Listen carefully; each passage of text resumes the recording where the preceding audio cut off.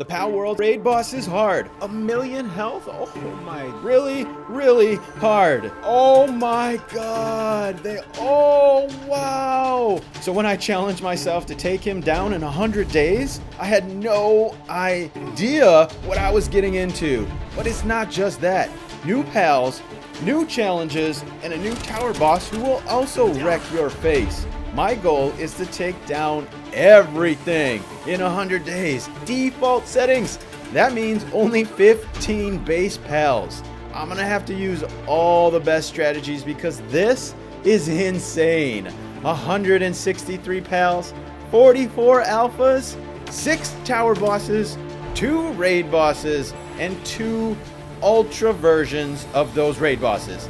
This kind of grind is not for the faint of heart. So come along on this epic journey as I show you what it takes to get this done. I don't usually ask this in my videos, but this took a month and a half to make. So if you do find yourself enjoying it, I'd really appreciate a like, maybe even a subscribe. But either way, I appreciate you and I hope you enjoy. Let's get into it. I started this journey just like before, but this time the clock was ticking. If I was going to complete my task in 100 days, I had to get moving right away. I stepped out into the world and immediately got to task. I grabbed this conveniently placed piece of wood and crafted myself a primitive workbench. Then a club and a pal sphere. I had to go after and capture my first pals, and to be honest, even if I could skip through this intro stuff, I wouldn't. My brain needed a serious reminder of what to do. But just like anything, it slowly came back to me. I captured a couple of land balls to get me started, then a pickaxe to begin the endless bit of grinding that I will eventually be doing. I got what I needed for a pal box and set up my first base. I put it down, but then kind of got lost in checking out some of the new stuff in the Sakurajima update. A laser rifle. Nice. 1250 attack. What is the attack on the...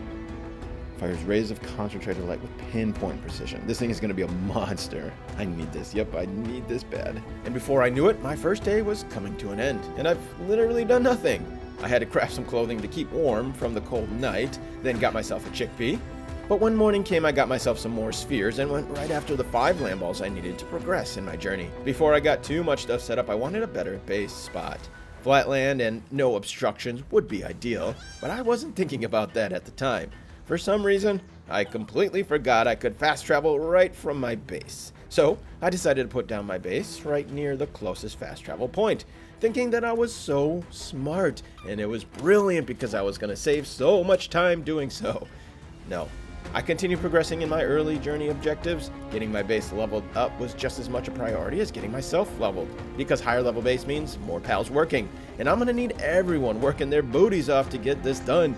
I got a bow crafted and went to capture a few more pals in this area. Cremis, Fox Sparks, Gumas, Cativa, and a bunch of repeats to begin the early XP grind. The next day I left the comfort of my base area and I went to hunt down more pals for the XP. But they also have such important resources. It's not just meat you get from them, but stuff you actually need, like these flame organs from the Fox Sparks. And as soon as I could, I crafted myself the Pal Gear workbench and got a Fox Sparks harness, because going from bow and arrow to a flamethrower as a weapon is a pretty mighty upgrade. And it didn't take long before I got base anxiety. I can't tell you exactly what I was thinking here, but I picked a terrible spot. That's after I wasted half a day trying to make up my mind. Everything was too hilly or too near a boss. I think I just started feeling anxious because I was taking way too long. So I ended up putting my base in an absolutely terrible spot, which you'll see why later. But I didn't pay attention to that now because all I could think about was the clock ticking and needing to hurry up my progress. So I just settled and started rebuilding my structures. A very early raid allowed me to capture a lease punk, and once my base was set up, I went back out to focus on getting a travel mount. But I'm still pathetically weak. I can't even manage to take down a couple deer. Instead, I captured a bunch of Fox Sparks, hoping for one with good passive skills. I also freed a fuddler, and just as I was down to my last sphere and about to head home, I came across 2 more deer. I was able to snag one with my final sphere. I already had the saddle unlocked, I just needed more resources. Traveling on foot was already a pain, so I needed that crafted immediately. First though, I needed ingots, so I built a forge, I mined the single ore rock near my base, then I put one of my Fox Sparks to work. Night was upon me once again. Now that I had pals working, they needed beds, and so did I. which also gave me another upgrade to my base. Since my days are based on 30-minute intervals and not actual in-game days, I went to sleep so that I could have a little bit more daylight before the day officially ended. In the morning, Atomat was still out, so I snagged him quickly. This was a great capture. He's a level 2 miner, but also a mine foreman. Really helpful early on. I continued getting the early necessities set up in my base. Logging site, feeding box, and then I headed out on my new ride. A lucky chickpea was there. I didn't really see a need for it, but honestly, when you see them, they are kind of hard to resist. I think it's the sound they make. There's something trance-like about it that I just can't resist. Also, this guy has a laser beam, and that's pretty cool. So I captured him. I ran around on my deer gathering resources and XP. I did get another new pal though, Pengullet. But when the day was over and I was out of spheres, I headed home. I put my small team to work, and we got started on crafting all the basic needs to expand my base, continuing to focus on getting those base upgrades. Just after I finished my berry crop plot, Hucrates entered my base. I snagged him for another new pal.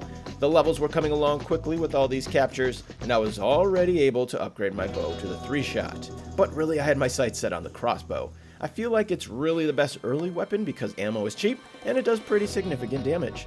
Getting that XP though is going to require endless capturing, so I got some more spheres crafted as well, and then back out on my deer to get more pals.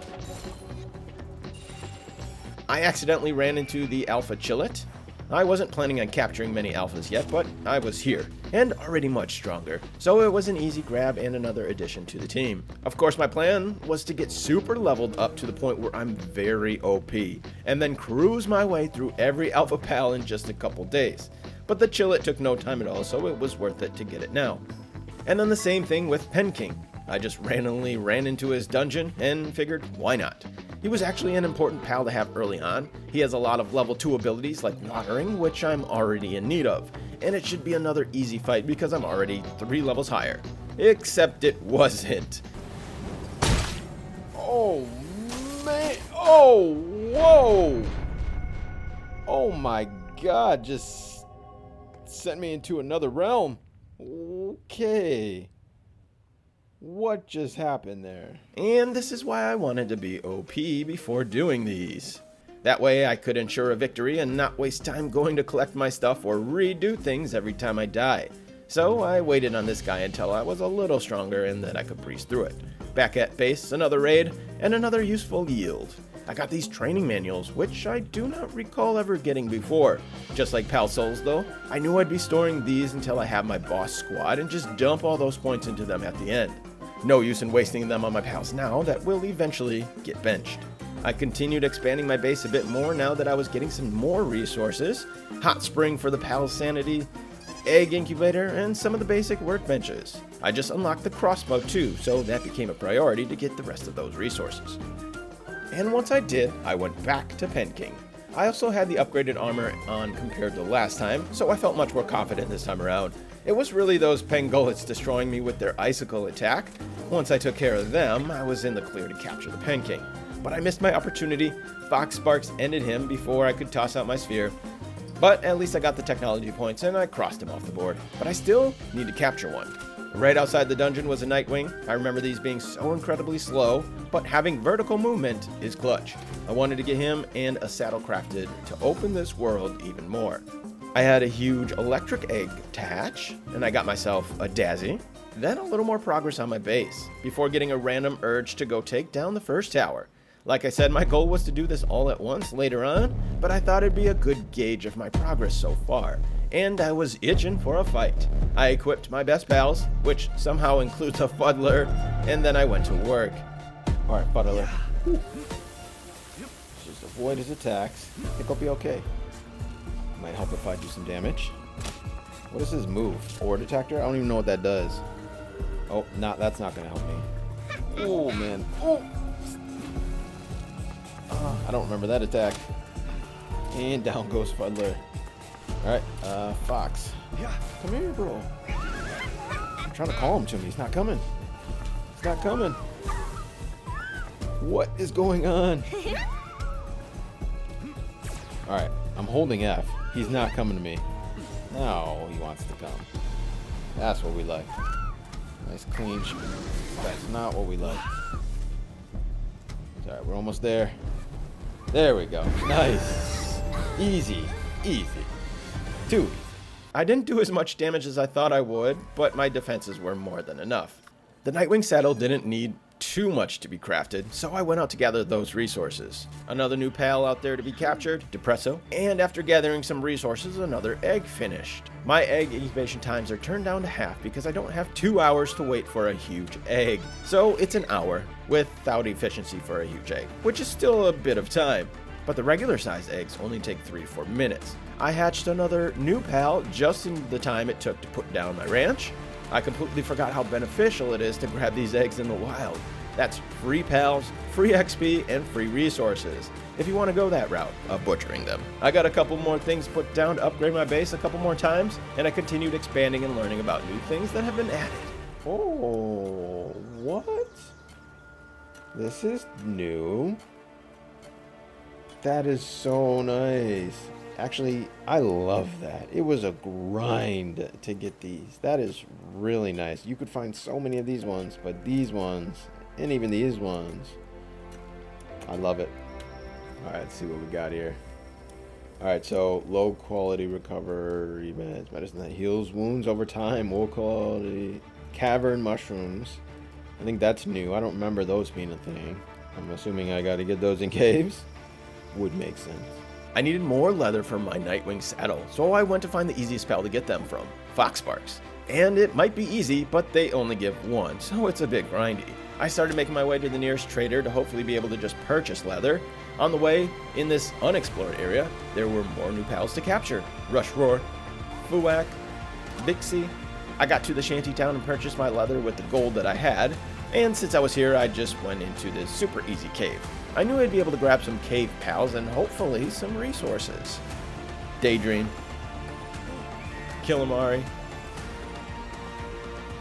Mao. I grabbed my giant Lambo and cave resources and headed out and back home. My resources were piling up and organization was getting to me, so I had to spend the rest of the day trying to get some level of organization for my sanity. Even though it's still a complete mess, it was organized chaos. I burned through those resources that I got for my Nightwing saddle, and I had to get more quickly, but then finally got that crafted. The rest of the day was dedicated to farming resources and expanding my base, and I farmed this single ore rock yet again.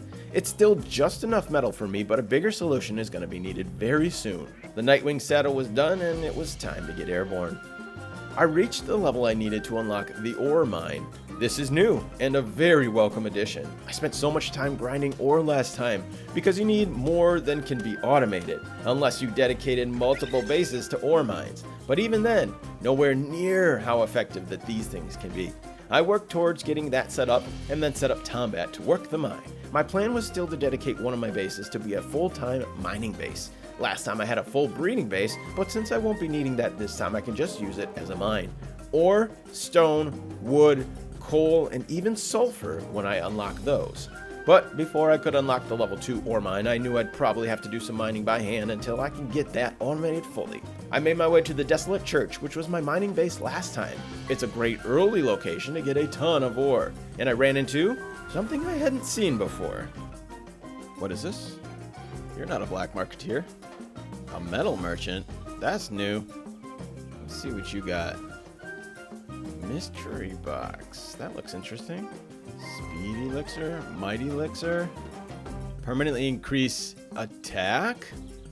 Interesting. These look pretty powerful. I'm gonna have to figure out how to get some of these coins that he's asking for. I set up my second base and started getting some ore. After dropping it off and cooking it up, I made some food, then went right back for more. Weight is still an issue, even with a couple Cativas on my squad to boost my carry weight. It's a struggle, so most of the trips are in order. Once a bit was cooked up, I had enough to upgrade my armor. I barely even needed this pelt armor, but that's the whole point. I wouldn't mind having the max armor before I get into a single fight, honestly. Also, a shield upgrade. I had a small build-up of the sphere, so I went out to capture what I could. I stuck to low-level pals because I'm only up to gigaspheres, and this was just about farming XP. So anything I could get was my target because I hadn't maxed out any pals yet for that 12 out of 12 XP bonus. And got some new pals in the process.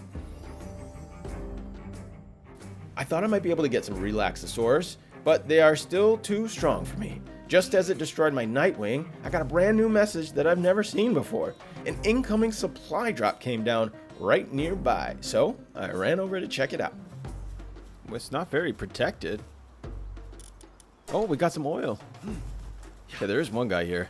That was pretty I thought I was gonna have to fight for that, but there's just one guy protecting it. Okay. Alright, so extremely valuable potion that permanently raises health. I wonder by how much. So we're at 750. See how much it goes up by. 100? Oh my god, that is OP. This is permanent too. Wow. I just that was like 25% increase with those two in my health. That's insane. Not a bad haul. These potions are crazy OP. The fact you can permanently increase your stats and by a significant amount, that's kind of crazy to me. But it all fits into my goal of becoming an unstoppable god, so I drank them. Nearby, I snagged another new pal, Kelpsy, and I saw a Matsurina. I hadn't caught one of these yet either, but these I knew I'd need multiple so that I can get some milk on my farm. I didn't know how much breeding I'd be doing, but it's good to have them. Thankfully, the bed rest trick still works, so I don't have to wait 10 minutes for my Nightwing to be back on his feet. I revived him and went right back out to continue capturing pals and getting as much XP as I could. I was kind of in need of a better watering pal for my base, so I stopped off at the Alpha Azeroth. I'm already well above its level, so capturing it was a breeze. Then on to more pals. Celeray, Direhow, Arsox, Melpaka, Tansy, Rybunny, Ruby. While out capturing, I also made use of my time by getting Liftmonk effigies, eggs, and skill fruits. I was already burning through my ore from all the spheres, so another trip to the mines to hand farm. Having limited pals at my base was already so apparent. I continued working towards leveling up my base by building the necessary things, like some fluffy pal beds. Then I just tried to stay ahead of my resources. I was burning through everything, so I had to spend some time managing my pals, getting them to do what I wanted. If only there was a better way to do this. Little did I know, the monitoring stand is actually super useful, I just didn't realize it. So I had to waste time doing it the old-fashioned way. But the stone for cement, which was for the spheres, was also becoming a problem. I had to hand farm some of that too. My automated systems are nowhere near being maxed out, and it's still very much of a grind for me to get these heavy resources. So I was trying to assign Dumud to the stone pit because he's a level 2 miner, but he really wanted to go to the farm. I didn't even know they could graze, but man, oh man, am I glad that he didn't want to mine, because I learned that at the farm, he drops high quality pal oil. Wait a minute, if he has grazing, does that mean he drops, what does he drop? Oh, he does, he drops high quality pal oil. How did I not know this? Oh my god, that is so helpful. I spent so much time grinding this last time. Oh my god. Well, at least I have it now. After a day of grinding, it was time to capture more pals. I was still heavily focused on getting that XP to level up as fast as possible. I added some more milk makers to my team, and then a Vanworm. Once again, I was just in the area for this Alpha Bushi. I was confident in a quick fight, so I quickly dove into his dungeon, took him on, and then took him home.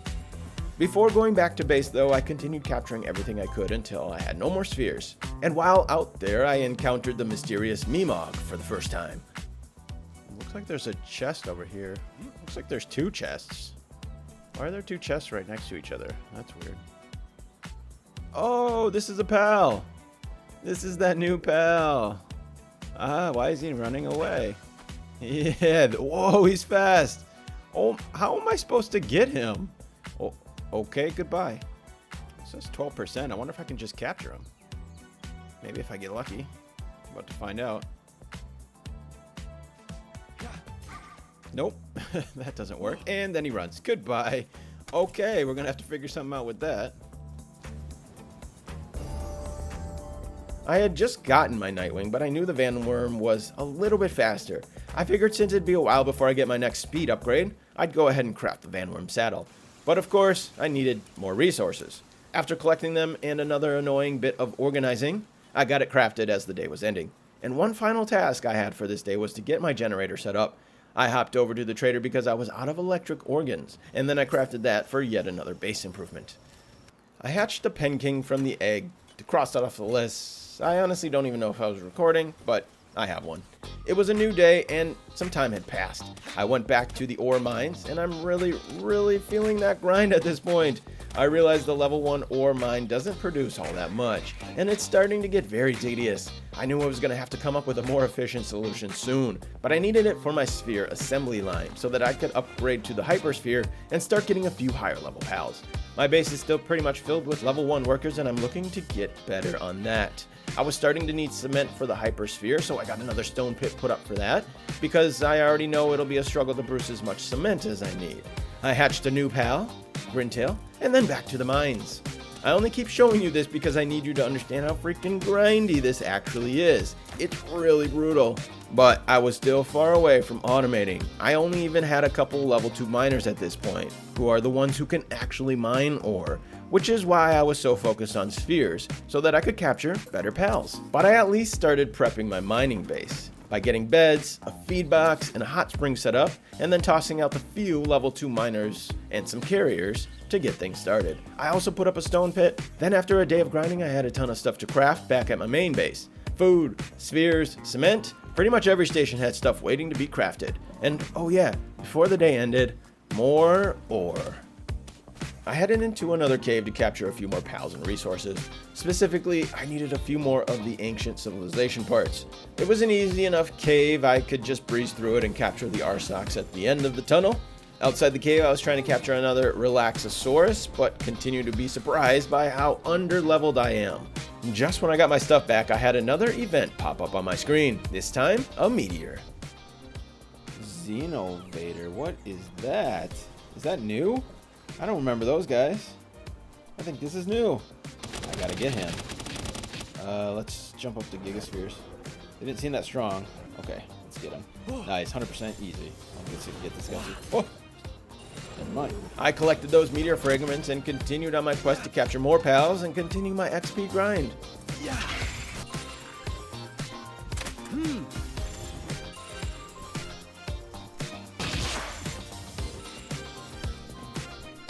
I still didn't have much for handiwork pals, so I put up the toolbox, which helps with improving their efficiency, and then another extended period of just managing my pals, making sure everyone was being useful as to not waste time. I crafted a new weapon, the handgun, and then replenished my ore yet again. I was hit with another raid at the main base. This time there were some Incineram, who I did not have yet. But with all the pals out, things always get a little hectic. I tried capturing one, but was killed in the process. I respawned and they were all dead. But when I checked my pal box, it looks like I was able to get him. Which is great because he's a level 2 handiworker who I'm really in need of right now. But also, he's my strongest pal because I haven't been focused on getting fighting pals at all. So it'll be nice to have him if I encounter anything that needs to be taken out. I hatched a new pal from an egg, Flambell, and another base run through to make sure every station had something to be crafted. During another ore run, I snagged a Lift Monk that entered my territory for another new pal. The ore, this time, was put to further base upgrades. I needed to get my production lines set up.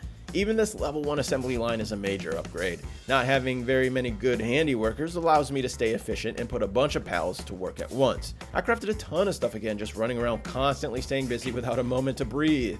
Kinda like real life. But I got some spheres before it was time to head out and continue the XP grind. There were still so many pals near my base that I could capture for the capture bonus, so I didn't stray too far, and I got a new pal in the process, Dinosum, but I was just one level away from the ore mining site too. So once I leveled up, I went back to see what that was all about. I did have to gather some more resources for it, but I spent the day getting that gigantic mine set up. I brought it over to where I've been mining ore constantly in hopes that I'll never have to manually farm it again. I put my best miners to work, which are pretty pathetic still, but hey, it's what I got. I got another level, which of course meant more upgrades, but this time 2 really important ones. A weapons assembly line and storage container. I've been losing my mind and wasting so much time over using these small storage boxes. So priorities. First though, a Broncherry saddle. My weight needs a boost, so I equipped my saddlebags and I went to check on my ore. The mine was just set up, so not much production, but with bronze cherries this was a much less brutal process. Huge boost to my weight. I was starting to feel the incredibly moronic decision though that I made to put my base here. I finally ran out of room. All it took was a few of those giant assembly lines and I'm out of space. Just look at all this wasted space in the water. I guess I thought I'd be able to put foundations there or something, but nope, just wasted nothingness. So I had to do the best I could and push things out for space, which took a bit of my time annoyingly. I probably should have just moved my whole base before it got too built up, but I didn't do that. And since I was burning through ore, I crafted another ore mine. Once my storages were up and I had the daunting task of moving everything, all this time I was just trying to remind myself that in the long run, this will save time. But man, oh man, it was annoying. And after a full day of that and a ton of base reorganizing, I had another base upgrade. So now I could have 3 bases and I was maxed out with the number of pals. I could finally start making progress elsewhere instead of just working at my bases, which is honestly all I feel like I've been doing thus far. And after a half day of more base optimizations, it was time to get back to the XP grind with some new pals captured in the process. Oh, what is this? It's the new pal, Croagiro. It's only a level 5, it should be okay, but definitely going to use the hypersphere on him. Gotta catch him. I don't want to kill him. Perfect. I was going to say, I don't want to shoot him because I'll probably kill him. I burned through my spheres once again, so I had to get back to grinding resources, which at this point is still pretty taxing. The stone for cement and palladium fragments, the charcoal for carbon fiber. I wasn't anywhere near being optimized, so it took a lot of time getting all those things, so I could replenish my stock of spheres and be ready to craft the next level when I unlock it. I was planning on getting my 3rd base spot set up as a coal mine. I didn't know what the exact spot I wanted to use, so I went out to explore. I stopped off at Fenglo to grab another alpha pal. My Incineram had no issues with it, and I was on my way. I spent a lot of time trying to find a spot, but mostly getting distracted by capturing pals. I had 1 level to get before the next sphere unlocked, so I really got sidetracked with that. Once I had my level up, my pals and myself were starving, so I didn't really have much choice. I had to get back to base and get my food situation taken care of before I could get my coal mine established. I had my farm going and some chickens on the ranch, but I really struggled to keep up with food still. I went to farm some meat manually from the chickens and lamb balls and so on nearby my base. The Mamorest right next door though also had some good meat and I knew I still needed to capture one, so I got him too. I cooked some food, fed my pals, and ran around managing my base. All stuff that felt like a waste of time, but it is necessary. I was getting pretty tired of the slow speed of the Vanworm. I had the beacon saddle unlocked, so it was time to go for a flight upgrade. I shouldn't have done it at night. I literally could not see anything, but luckily I'm much stronger at this point than the beacon, and it was a pretty easy capture. I grabbed even more pals while out though because I was still grinding that XP. I tried farming electric organs for the beacon saddle, but that was a bit too grindy. I remembered that I can just buy them, so that's what I did. Now that I had beacon, I was more comfortable with more exploring. Just so I didn't waste so much time on the slow Vanworm, I headed up north to get new pals. I ended up back at the famous coal spot, which is rich in coal and ore. But I was really indecisive about this. I didn't need ore because the ore mines produced more than enough, and this area is really hilly, so getting a bunch of base stuff built was always very annoying here. I figured it'd probably be best to find a more flat space to mine coal, but I honestly was already spending too much time searching. This coal spot was better than no coal spot, and I needed my coal production to get started ASAP. So I settled on this location, put my base up, and I went back to my main base for the night. I started the day doing what I do best, manual grinding, or at least what I seem to do the most. I had to get my refined ingot production started, so before I automated this area, I just got the coal myself. Then I needed more cement for the spheres. I went to Godfin's territory where they spawn in droves, captured a few, and mowed down the rest for their pal fluids. It was finally time to get a monitor stand set up. Before, these were basically useless. I wasn't in a rush to get one set up. I knew they made some changes, but I didn't know to what extent. And oh my god, I was delighted with what it can do now. Oh my god. This is way more complex than I was expecting. Allow or prohibit certain types of work to be performed by pals. This is so nice. Holy crap. Okay, so I can completely stop them from doing anything. Very nice. This is really good. This is so nice. Oh my god, this is convenient. It might take a little time to manage all this, but... Oh, what's this? Manage the facilities your base pals are assigned to. This is so helpful. Oh my god, this helps so much. I'm so happy they added this. Then it was time to craft. I had an upgrade to my pickaxe, more spheres and all the stuff to make them, and so on. Every station needed something to craft. Also, I started on an Azarobe saddle. My goal was to start building my water pals. I had hopes of farming Blazamuts to obtain a legendary assault rifle schematic, and since he's a fire type, I wanted to get a head start on my water squad to make repeating captures a simple process, and then another new pal from an egg. I was starting to need quartz more regularly for crafting those circuit boards. I headed up north to grab some, but was quickly reminded how cold it is. I had to go back, spend some time getting the resources to craft some cold armor so that I don't freeze to death. I caught a new pal in the process, and all that took basically the whole day. I'm not really sure how. But the next day I was still in need of quartz and I hadn't made my way very far up north. So instead of traveling all the way up there on my slow beacon, I just went back to the same spot because it was respawned by then. Fortunately, I've had my mud on the farm pretty much this whole time, so having enough high quality pal oils for polymer was not an issue. After that, I made a trip to the mines to see how my mine was holding up, and I was pretty impressed. These 2 coal mines and just the 1 stone mine was actually yielding more than I needed. So I was very happy to finally have some resources mostly automated because the burden is heavy for me and I'm quickly running out of time.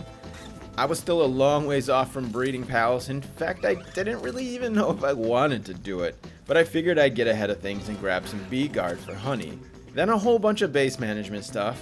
I put those circuit boards to use and upgraded to the sphere assembly line too.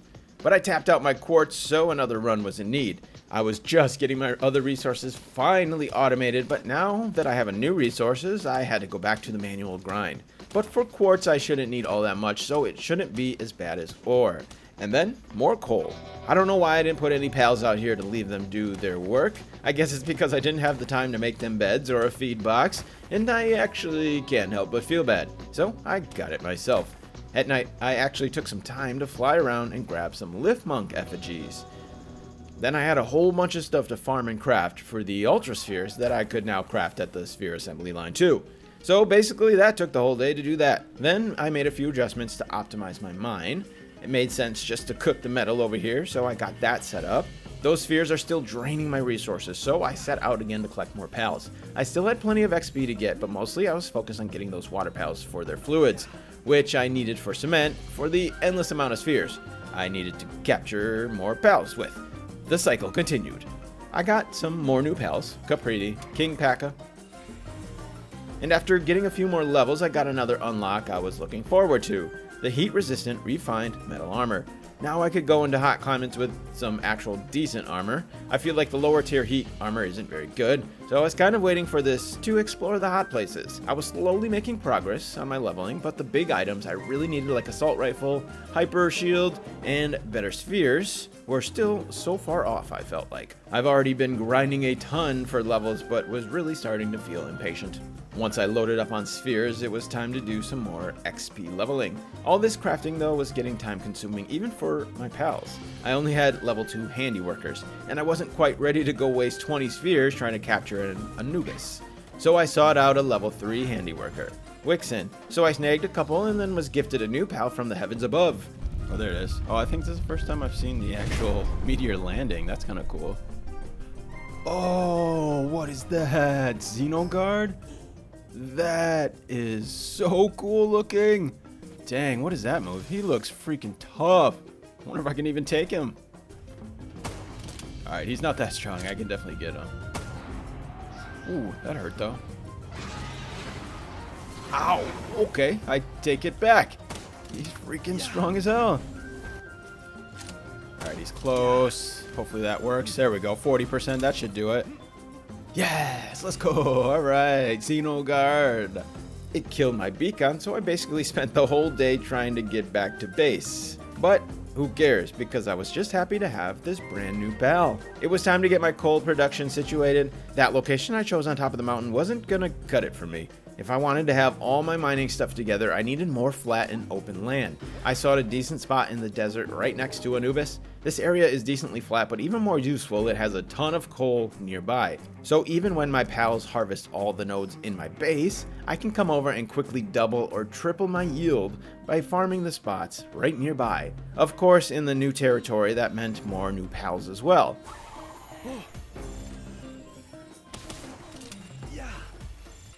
I wish I could say I found this spot and decided on it immediately, but nope, that's not how my brain works. I had to fly around and check every other coal spot to see which one would be best, and my indecisive brain wasted so much time doing that. But even more new pals in the process, so not a total waste. Ragnarok, Gale Claw, Sweeper.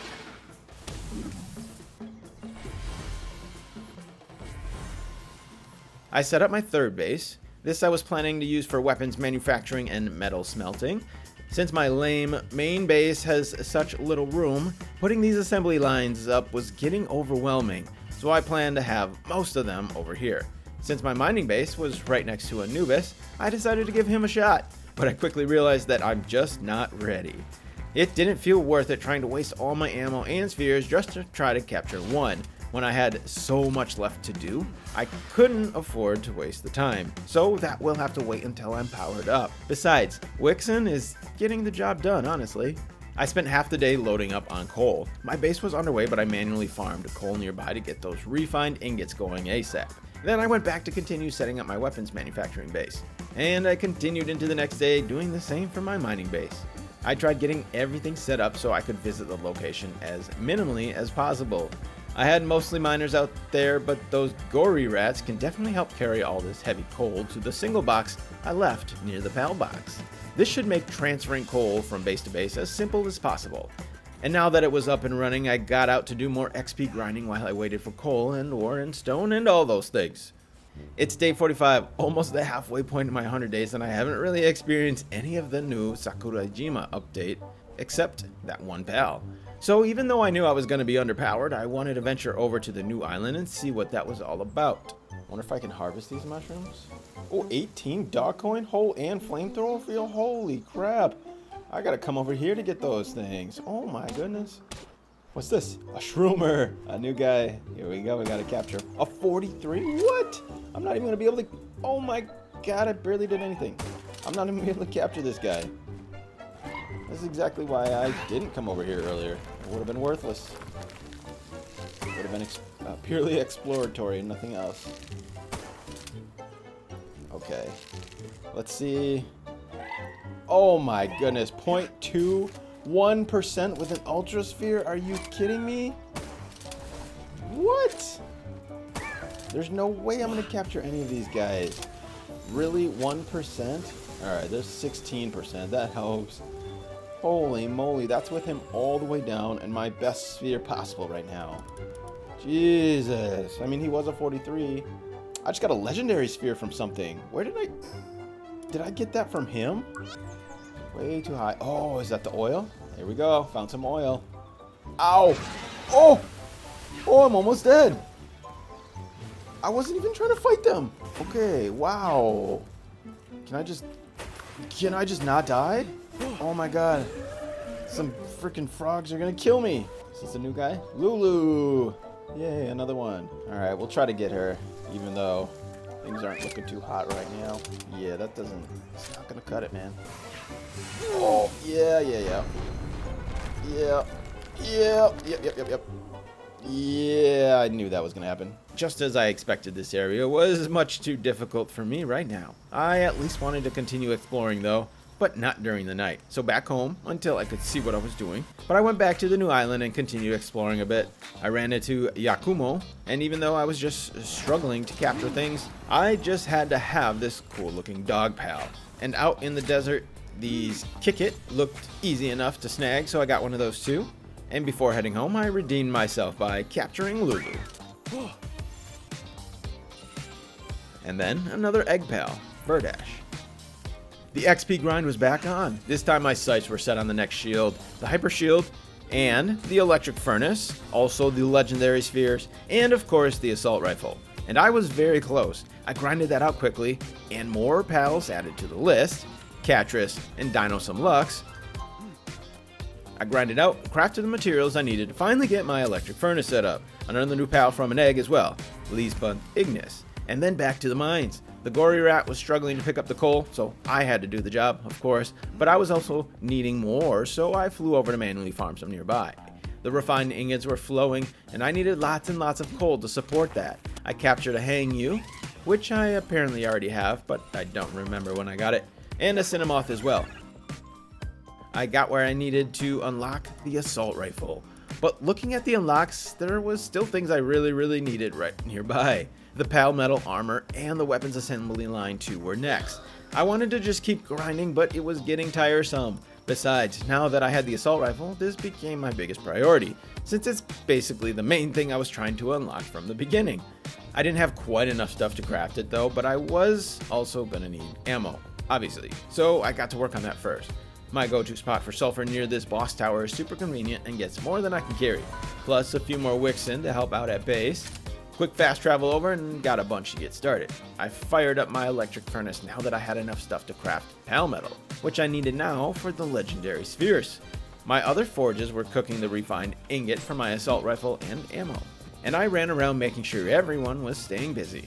I hopped over to my weapons base and crafted a forge over there to optimize the base, and after a bunch more gathering and grinding, I had enough to start crafting the legendary sphere. But resources continued to get drained so quickly. I went over to the shop to sell some things. I had a nice buildup of specialty items that are worth a ton, and I sold off some of my useless pals so that I could buy some resources instead of just grinding, because it was seriously getting old.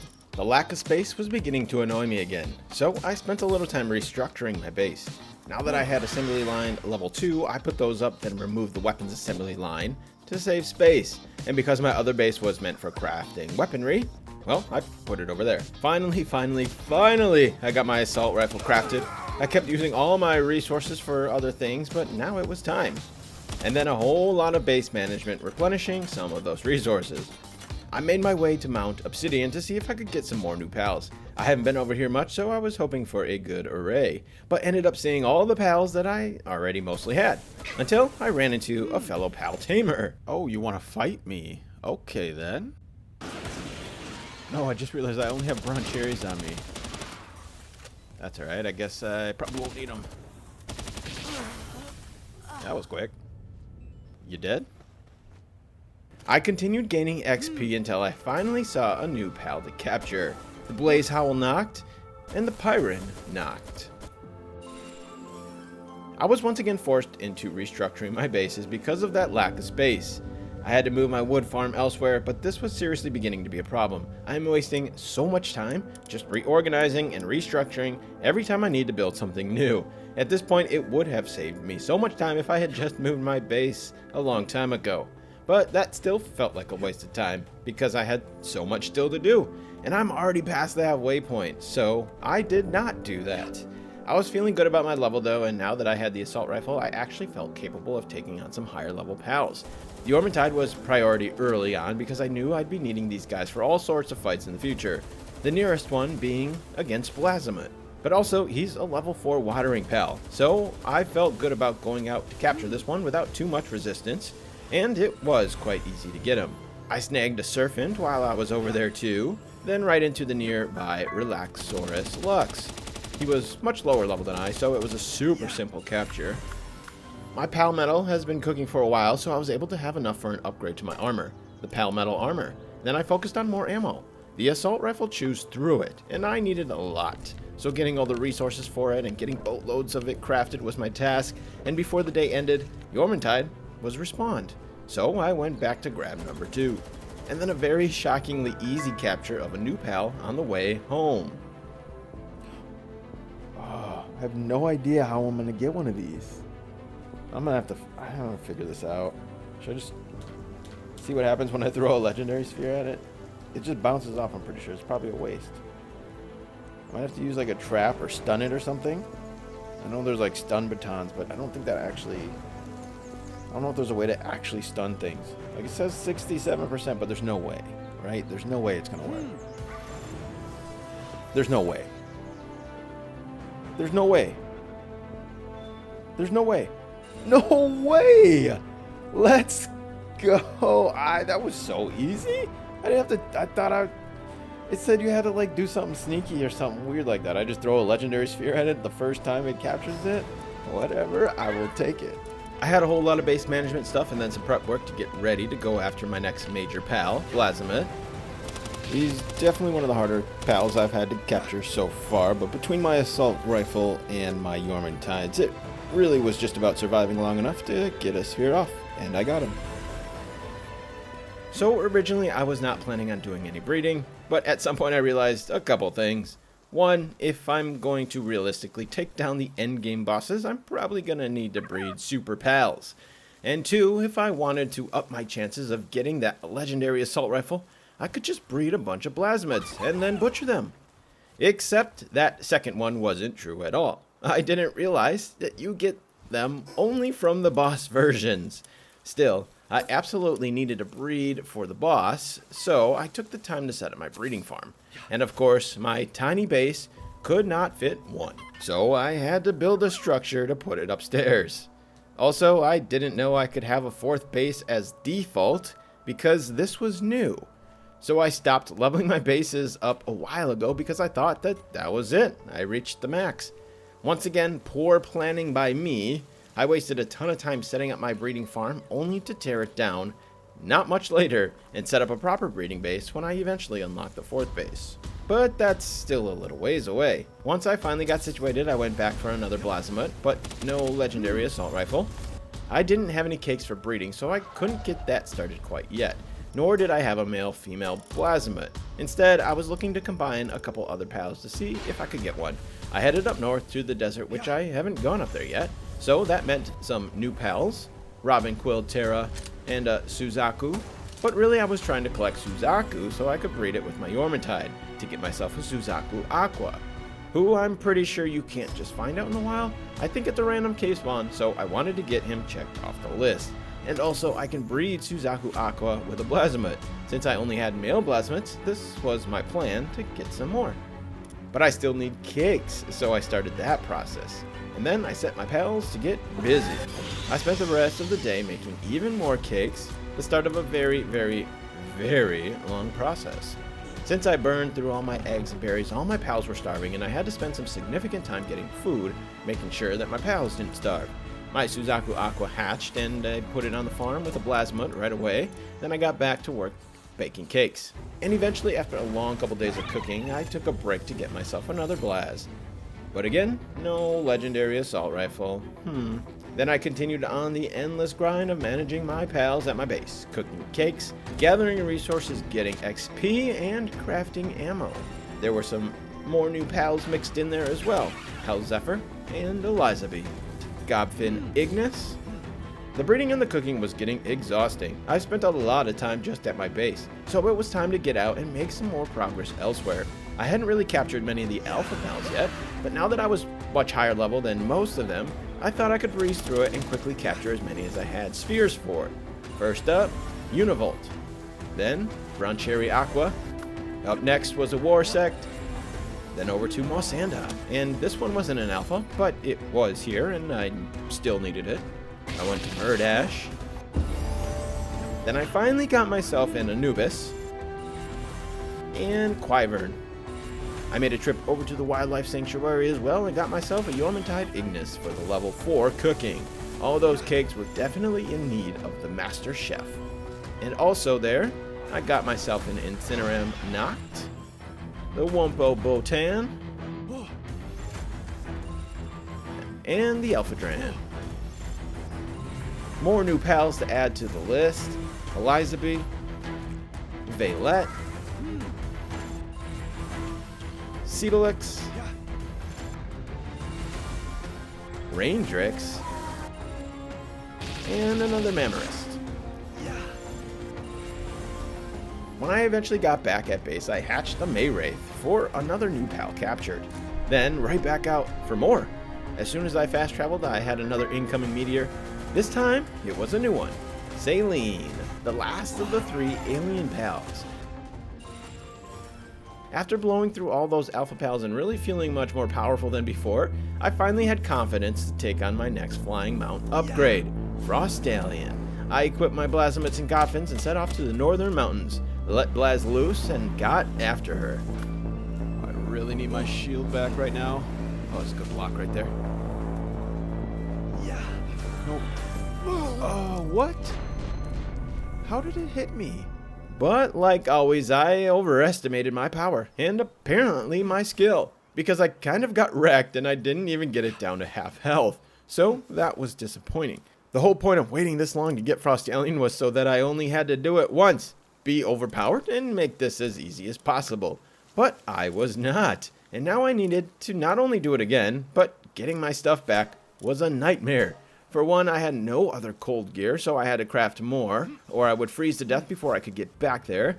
I got it back, and I snagged a new pal while there to make it not feel like a total waste. I changed up my squad a bit because the level 1 Goblins weren't really giving me much boost, so this time, more Blazamuts. I even rode Blazamut out there so that I didn't waste a spot on my squad with Beacon, who was basically useless against Frostallion. So, round 2.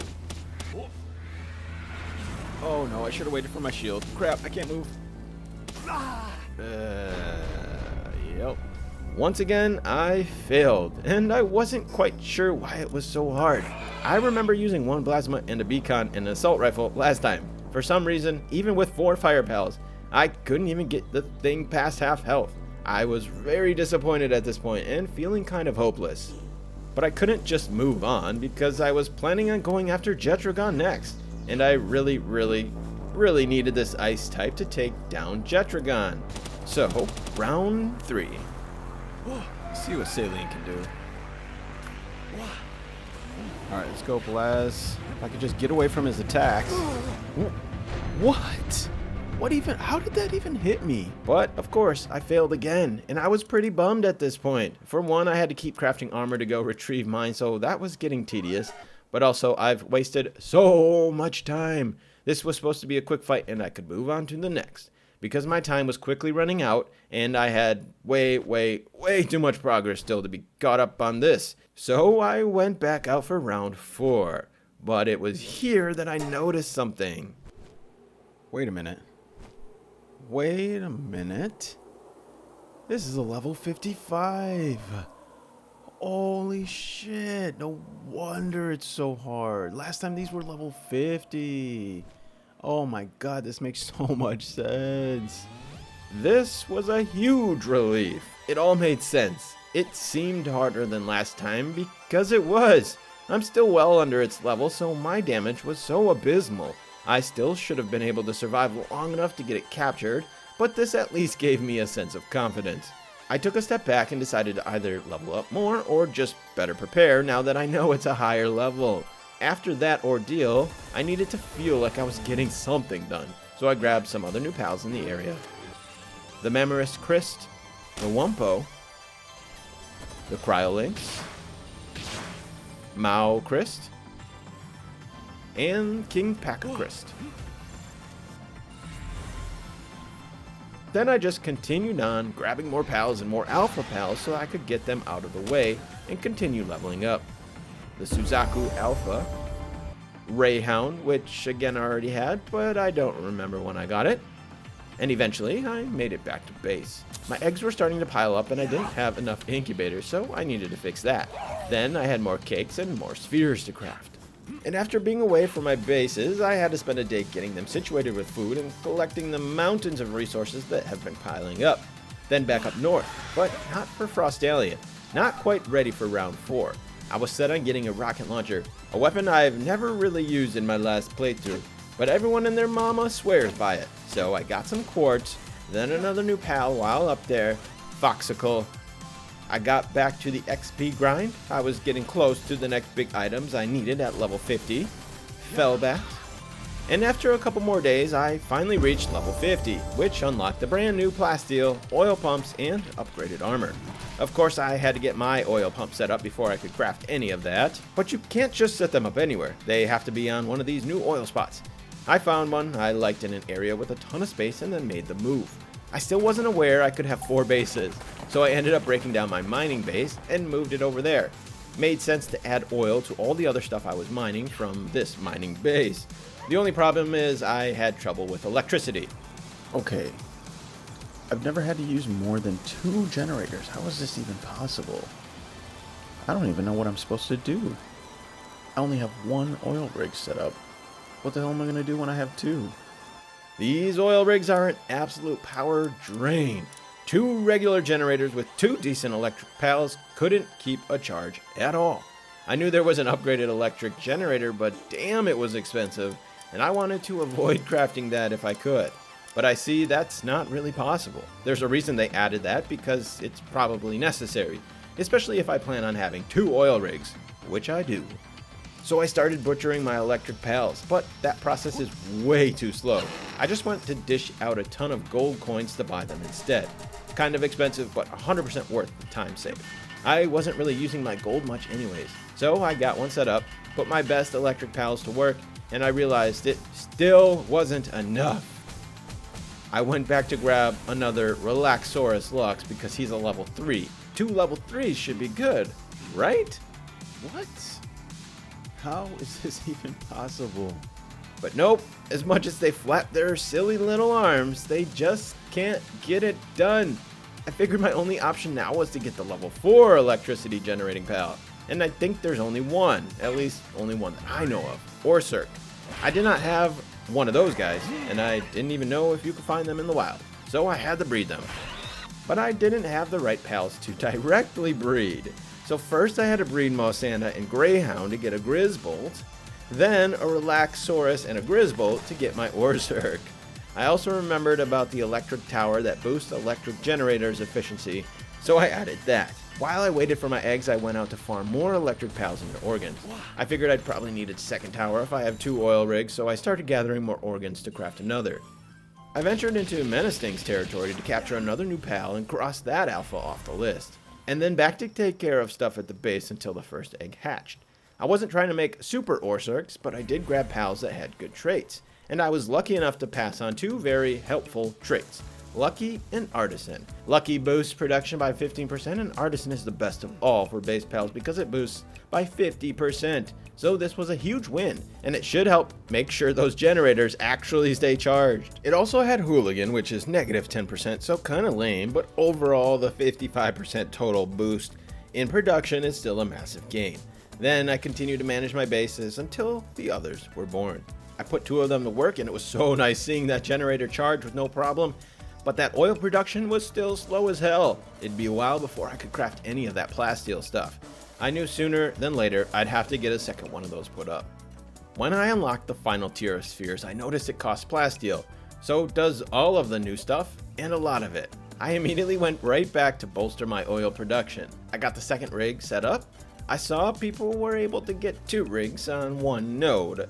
I tried for like 10 seconds and then I gave up. Mostly because I didn't want to have to craft even more electric generators to power 4 of these rigs and waste 2 more pal slots on trying to power them. So I opted just to stick with the 2 and hope that would suffice. Eventually I got it all set up and all was working properly. Now I just had to wait. I wanted to cross more things off the list, only about 20 days left, and I still had so much to do. I had a random urge to fight a boss. Probably because I've been running around my base for days now and I needed some excitement. I went to the next tower.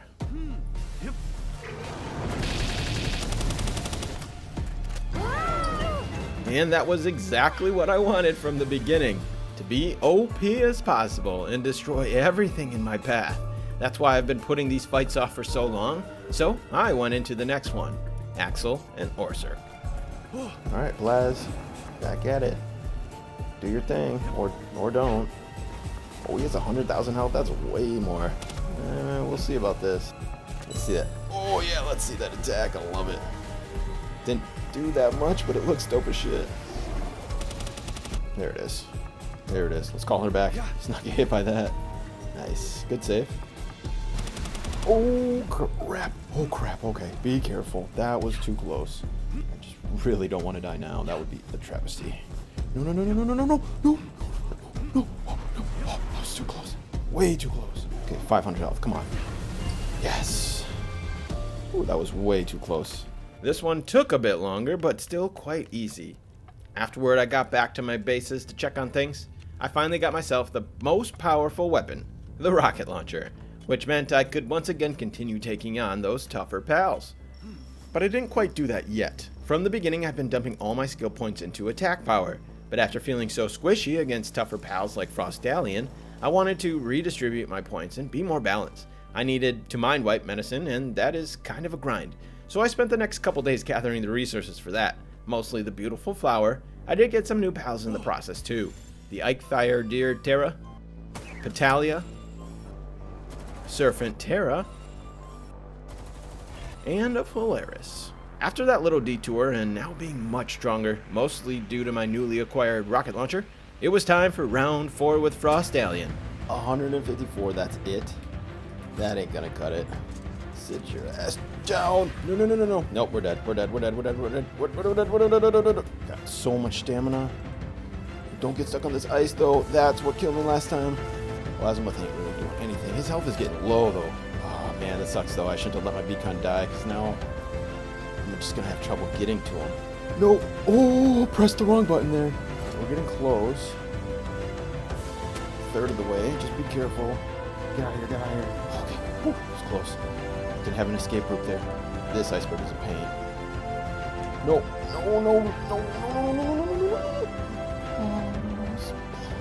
Well, that's like 3%, 4%. Oh, come on. This is not good. Time for you to attack. You're blocking him. I'll take that at least. Play some defense. Okay, that's right. Now go on the offense. Let's go. Oh, no. Be careful. Just don't get frozen. Don't get stuck on ice. Not really working very fast. Recovery. It's alright. I got 66 balls. 5% chance. The math works out, but honestly, with my luck,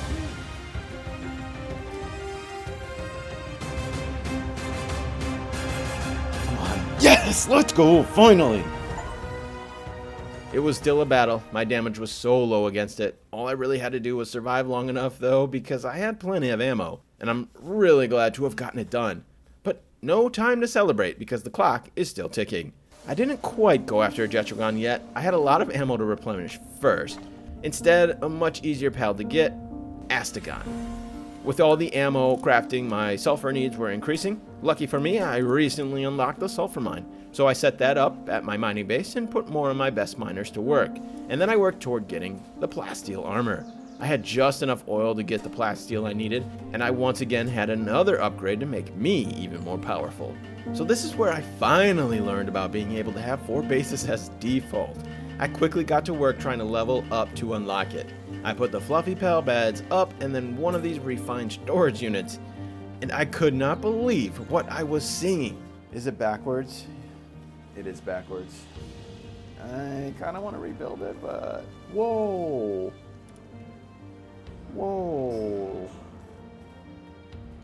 how many spaces does this have? 1, 2, 3, 4, 5, 30, 6, 7, 40 spaces? Whoa, 1, 2, 3, 4, 5,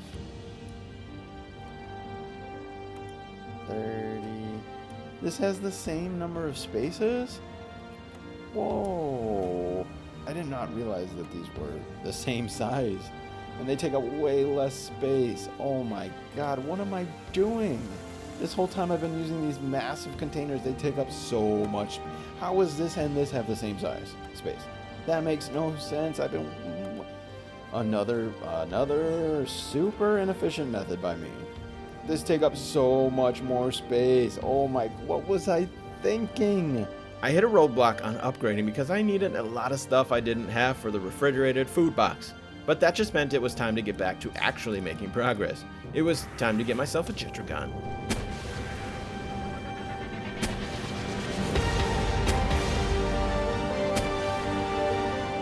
Yes, it is true that rocket launcher is an absolute monster.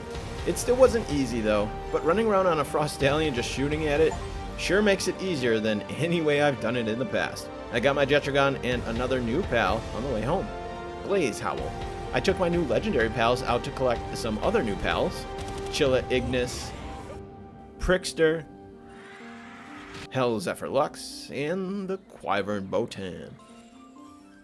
I was able to craft the few things I was missing to finally reach the max base level and unlock my 4th base.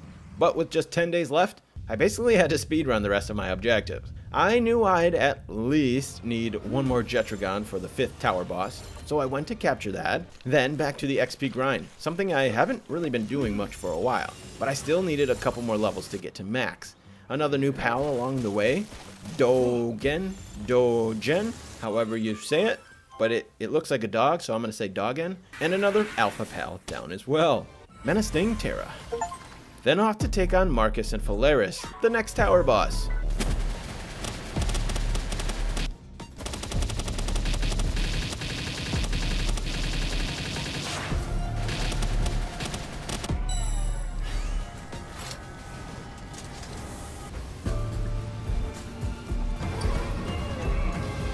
They were able to take down some of my pals, but between the rocket launcher and my plasteel armor, it was still a pretty easy fight. Just to be safe, I grabbed a 3rd Jetragon, but really I was kind of hoping I'd get super lucky and get the legendary rocket launcher. That didn't happen, but I did get my 3rd Jetragon. I headed up to the northern desert to get the other legendary pals, Necromus and Palladius. These two I remember struggling hard against last time, but I did not have a rocket launcher last time, and as it did with Jetragon, it made a huge difference. Just that knockdown is OP, even if it wasn't doing all that much damage. It did take some time, but I mostly breezed through it without much issue. Then off to take down one of the other new alpha pals, Nocklum.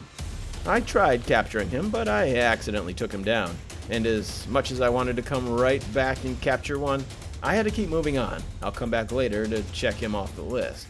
Then after restocking my ammo and spheres again, I continued powering my way through the rest of the alpha pals.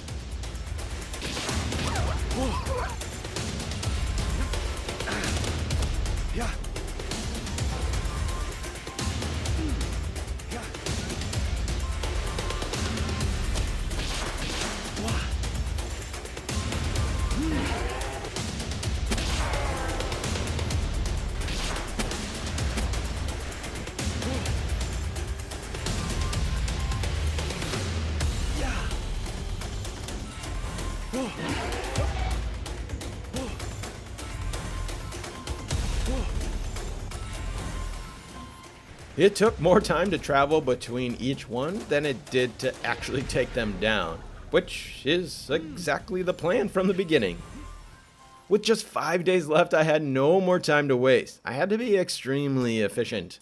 I couldn't take a chance on doing anything twice, or it won't get done. But if these fights go the way they planned, I have confidence that I can still get this done in 100 days. 2 more boss towers, which should only take a day total. The oil rake, another day total. Then the bellanoir, Libero, and Blazamut Ryu fights. I will have 3 days to attempt in case I fail. The fights only last 10 minutes max, so it should give me enough time. And to get the rest of the pals I don't have, I planned on breeding while I was doing the other things. So this was all still possible. I went right into the next tower base, Victor and Shadowbeak.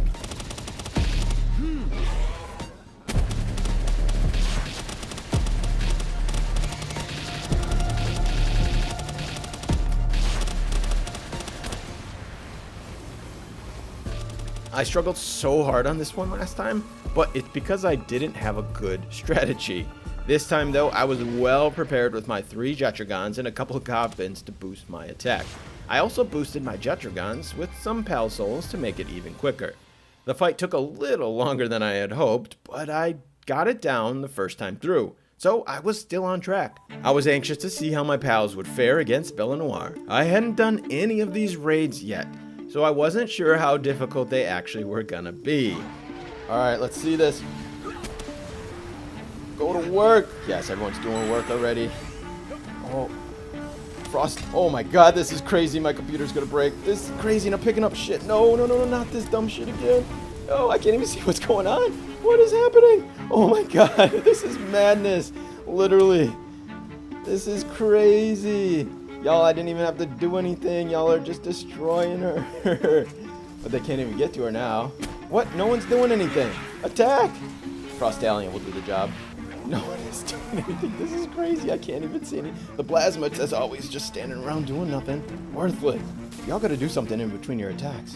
And I can't even hit her now either. There we go. Okay, well, I don't have to worry about time. Oh my god, the icicle is huge. Look at the baby. It looks so funny. It looks so cool, though. She's massive. Massive. Oh my god, that was so easy. Holy crap, my squad just annihilated her. That was so much faster than I thought it was gonna be. I got my egg, and I tossed it in the incubator. And since it was already set up, I went right into the Blazamut Ryu fight.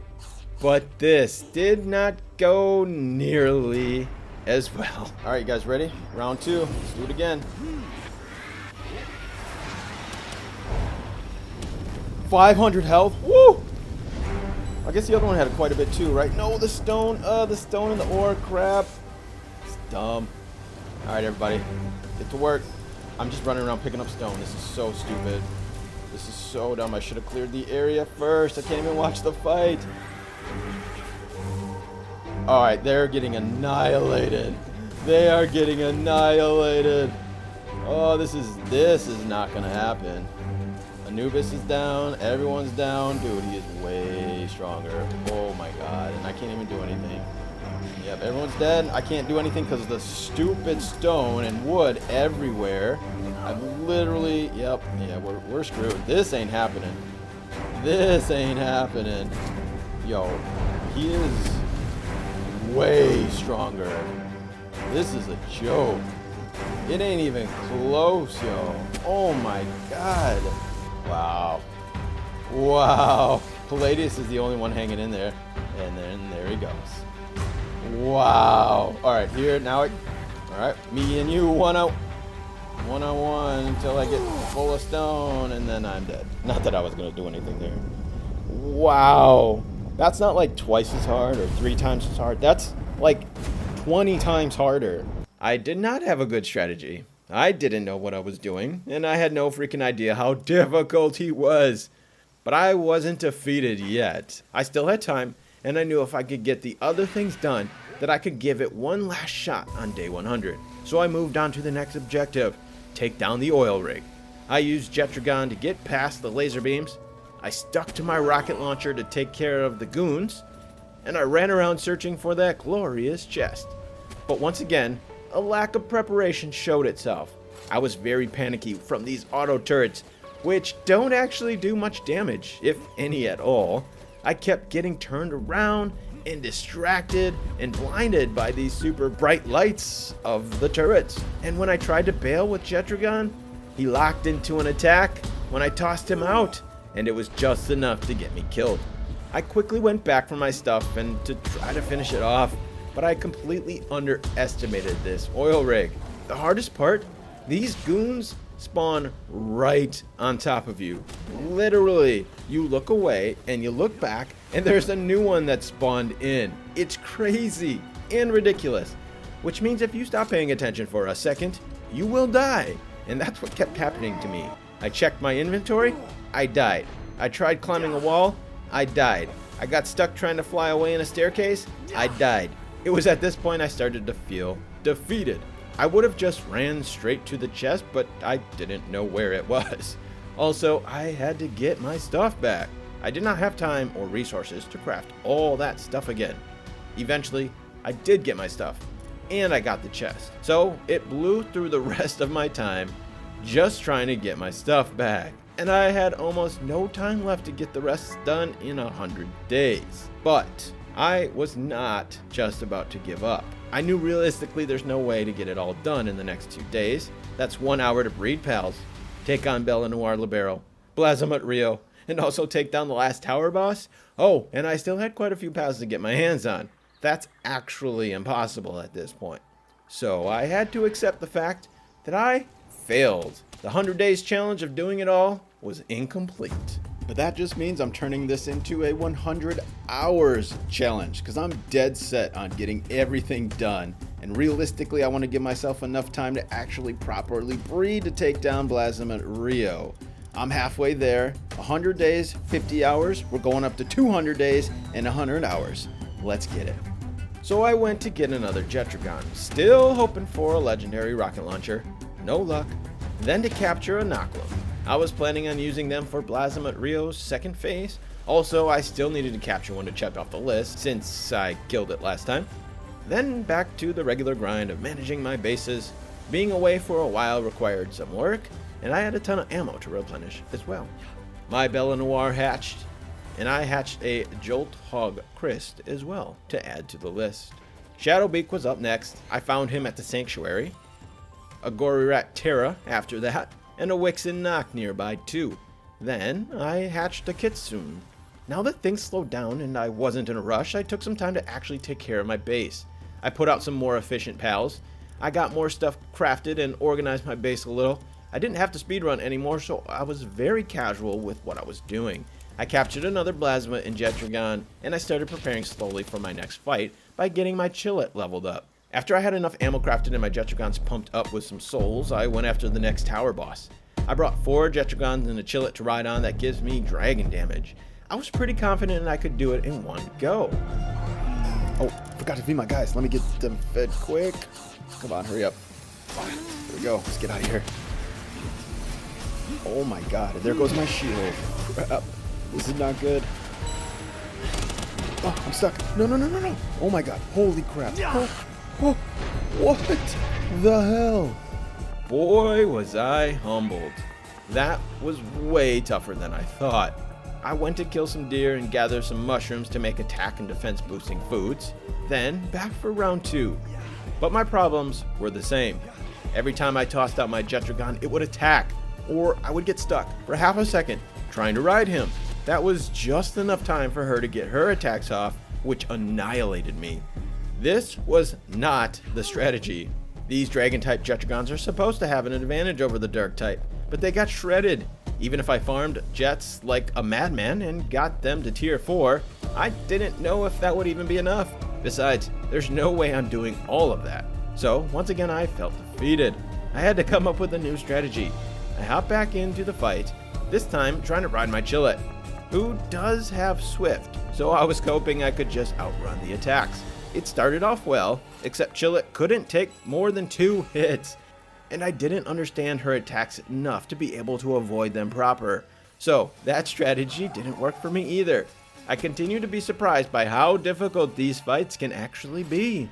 Without proper preparation and a good strategy, you really can't just overpower them, at least not without hundreds of hours of breeding super pals or grinding for those legendary schematics. So it was back to the drawing board. Jetragons were just not good enough for this fight. Before I did anything else though, I had to resolve an issue that's been bothering me since very early on. That was my stupid, undersized, and poorly placed base. It was time to move. I picked a flat land where I was sure to have all my space available to me, but I also picked one with an oil spot, just to help boost my oil production a little more. I chose this nice shaded area covered in mushrooms, and I took 3 days to get everything set up and moved. And then another full day just organizing because I just can't live like this with stuff all over the place. I need to be organized. Once I got it all set up, I knew my first strategy for being able to take down these tough bosses. The almighty Gobfin, possibly the most OP pal in the game. They give you an attack boost just by being on your squad, and it stacks. On top of that, you can breed them to get the passive skills that further increase player attack and defense. I've used them a bit before, but not bred ones, and only tier 1. The plan was to breed them and also max them out so that I could have an OP character build. I legit wanted to be able to one-shot bosses. These pals are by far the easiest to farm. They are everywhere. So despite me needing hundreds and hundreds of them to get what I needed, it really shouldn't be too bad. I got to it until I ran out of spheres. Then I started breeding them. I was trying to get the Vanguard passive and Stronghold Strategist passive on a squad of 5 so that I could stack my deck and be insanely OP. I already had the passive on different Gobfins after capturing so many, now I just had to combine them. After just a couple more days of breeding and capturing Gobfins, I already had the 5 with Vanguard and Stronghold Strategist. But I still needed to condense them to tier 5, which meant I needed more than 500 Gobfins to get all 5 done, and I was fully intending on doing that. I also started to re-strategize for the other fights. I did some research and looked into what types of pals I needed against the other bosses. I started by gathering up a Noclum and another Anubis so that I could start breeding them. Blazamut Ryo's second phase is lightning type, and I wanted the best ground pals in the game to go after it, because I wasn't about to go in underprepared again. After another round of Gobfin farming, I got one maxed out. Not too bad. The problem was just crafting so many spheres, but now with a bunch of Anubis, I could get that done fairly quick. I just had the one maxed out and another one with level 3. But with all of them having Vanguard, I wanted to test my strength. I went to the super easy first tower boss, who, may I remind you, I beat with a fuddler, just to see what I could do. And that is exactly what I wanted, to be able to one-shot bosses. I was really happy about this. I know I won't be able to one-shot the other bosses, but it was still super satisfying to feel this powerful. I tested it on Lily and Eileen as well. Not a one-shot, but still, my shots were hitting so hard, and I still had a ton of room to get even stronger. I was pretty hyped about it, and I felt way more confident about going into Seiya and Celine again. The next strategy, though, is to boost my Chillette. I figured if I can get one with good passives, I should be pretty unstoppable against dark types. So I started breeding them too. Now that I was into breeding, not much else was getting done. It was a repeated cycle of farming Gobfins, capturing Chillettes, Noclums, Anubis, and Yormantides, and then baking cakes, crafting more ammo and spheres, then rinse and repeat. As my breeding demands got more and more intense, I needed to speed up the process by getting more farms set up, but I had no room, so I used my fourth base and I turned it into a breeding base. And after that short detour, I got back to the regular cycle. Noclums, Yormantide, cakes, and so on. I was still hopeful about getting some legendary weapons, but I wasn't about to grind them out, either by spending days just farming Jetragon and Blazamuts. I decided to give the oil rig another chance. I geared up and headed over there with Jet. This time, it went a lot different. But that's mostly because the loot box was right near where I got on the rig, so I didn't have to run through the whole damn thing risking death. Even if I was feeling more powerful, I'm glad I didn't have to spend the time doing so. I got my loot, which was decent. Specifically, I got an upgrade to my laser rifle, which by the way is amazing. I hadn't seen many people talking about it or using it because people seem to love the rocket launcher so much, but you saw those damage numbers against Eileen. The base level is a beast, so even though it was just a slight upgrade and not legendary, I was still pretty happy to have it. I still had some more pals to check off the list. While caving, I got a Bushi knocked and Catris Ignis, but then back to breeding. While waiting for eggs to hatch, I mostly focused on trying to get better weapons. I went after Jetragon again and Blazamut for those rocket launcher and assault rifle, but of course, still no luck. Then back to the oil rig because what I really wanted more than anything now was the legendary laser rifle. I didn't get it this time, but I actually figured out how to take on this oil rig without dying. Use your rocket launcher a lot and don't turn your back. That's it. Seems super simple, but when you first do it, you don't expect goons to be spawning in literally on top of you. So I got my chest with no legendaries and then headed home.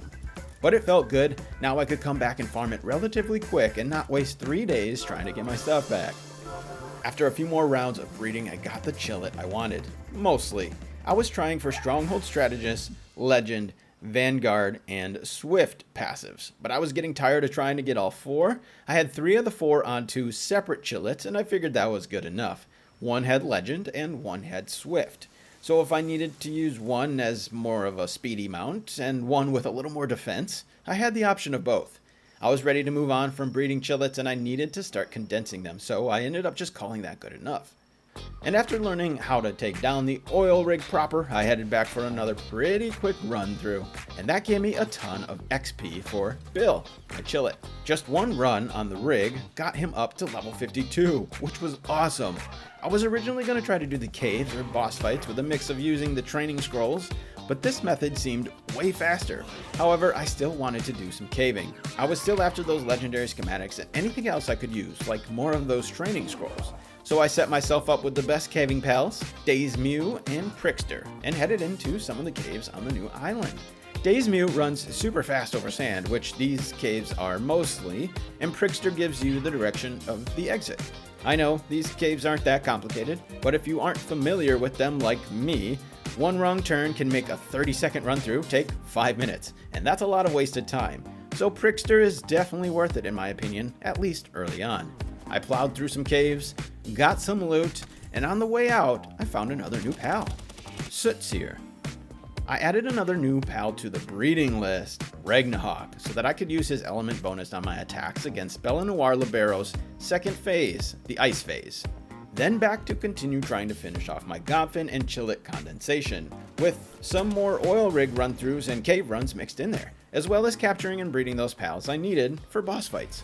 I was finally ready to get back into the fight. I took my squad over to the tower and I readied up.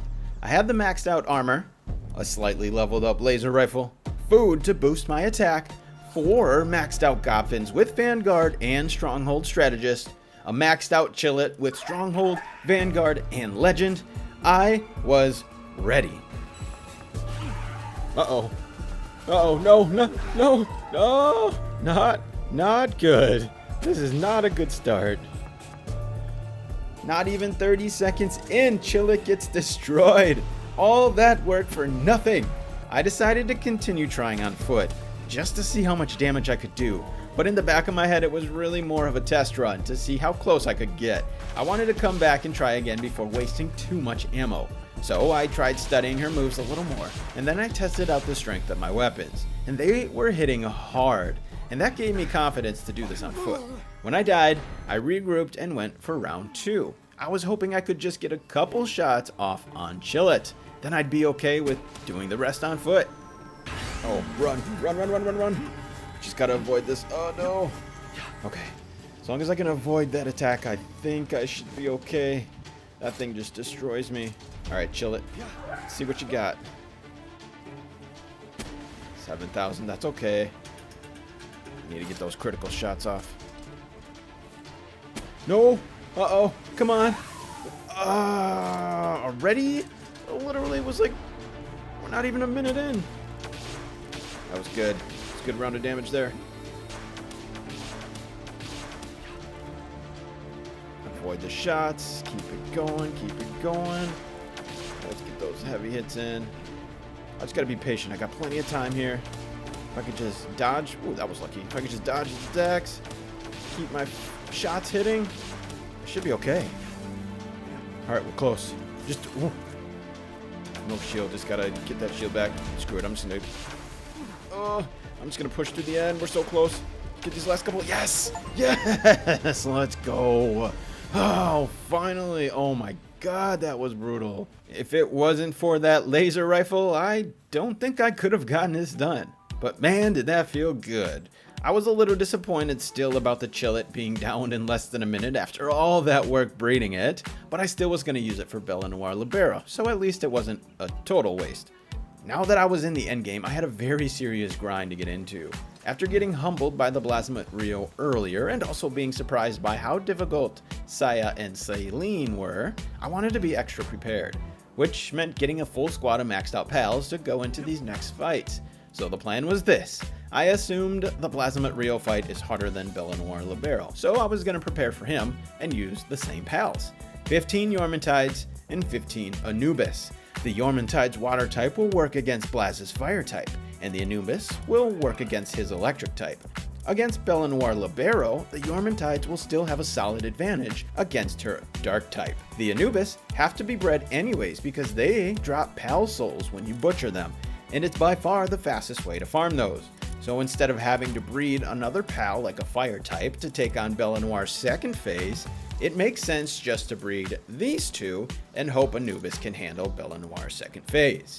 The goal is to get a combination of Legend, Serenity, Musclehead, and Lord of the Sea passive skills. And for Anubis, the same except Earth Emperor instead of Lord of the Sea. The other strategy I plan to use is getting the proper riding mounts. Chillet provides that dragon attack boost, so even though my build got wrecked by Saline, I'll be able to use him in this fight.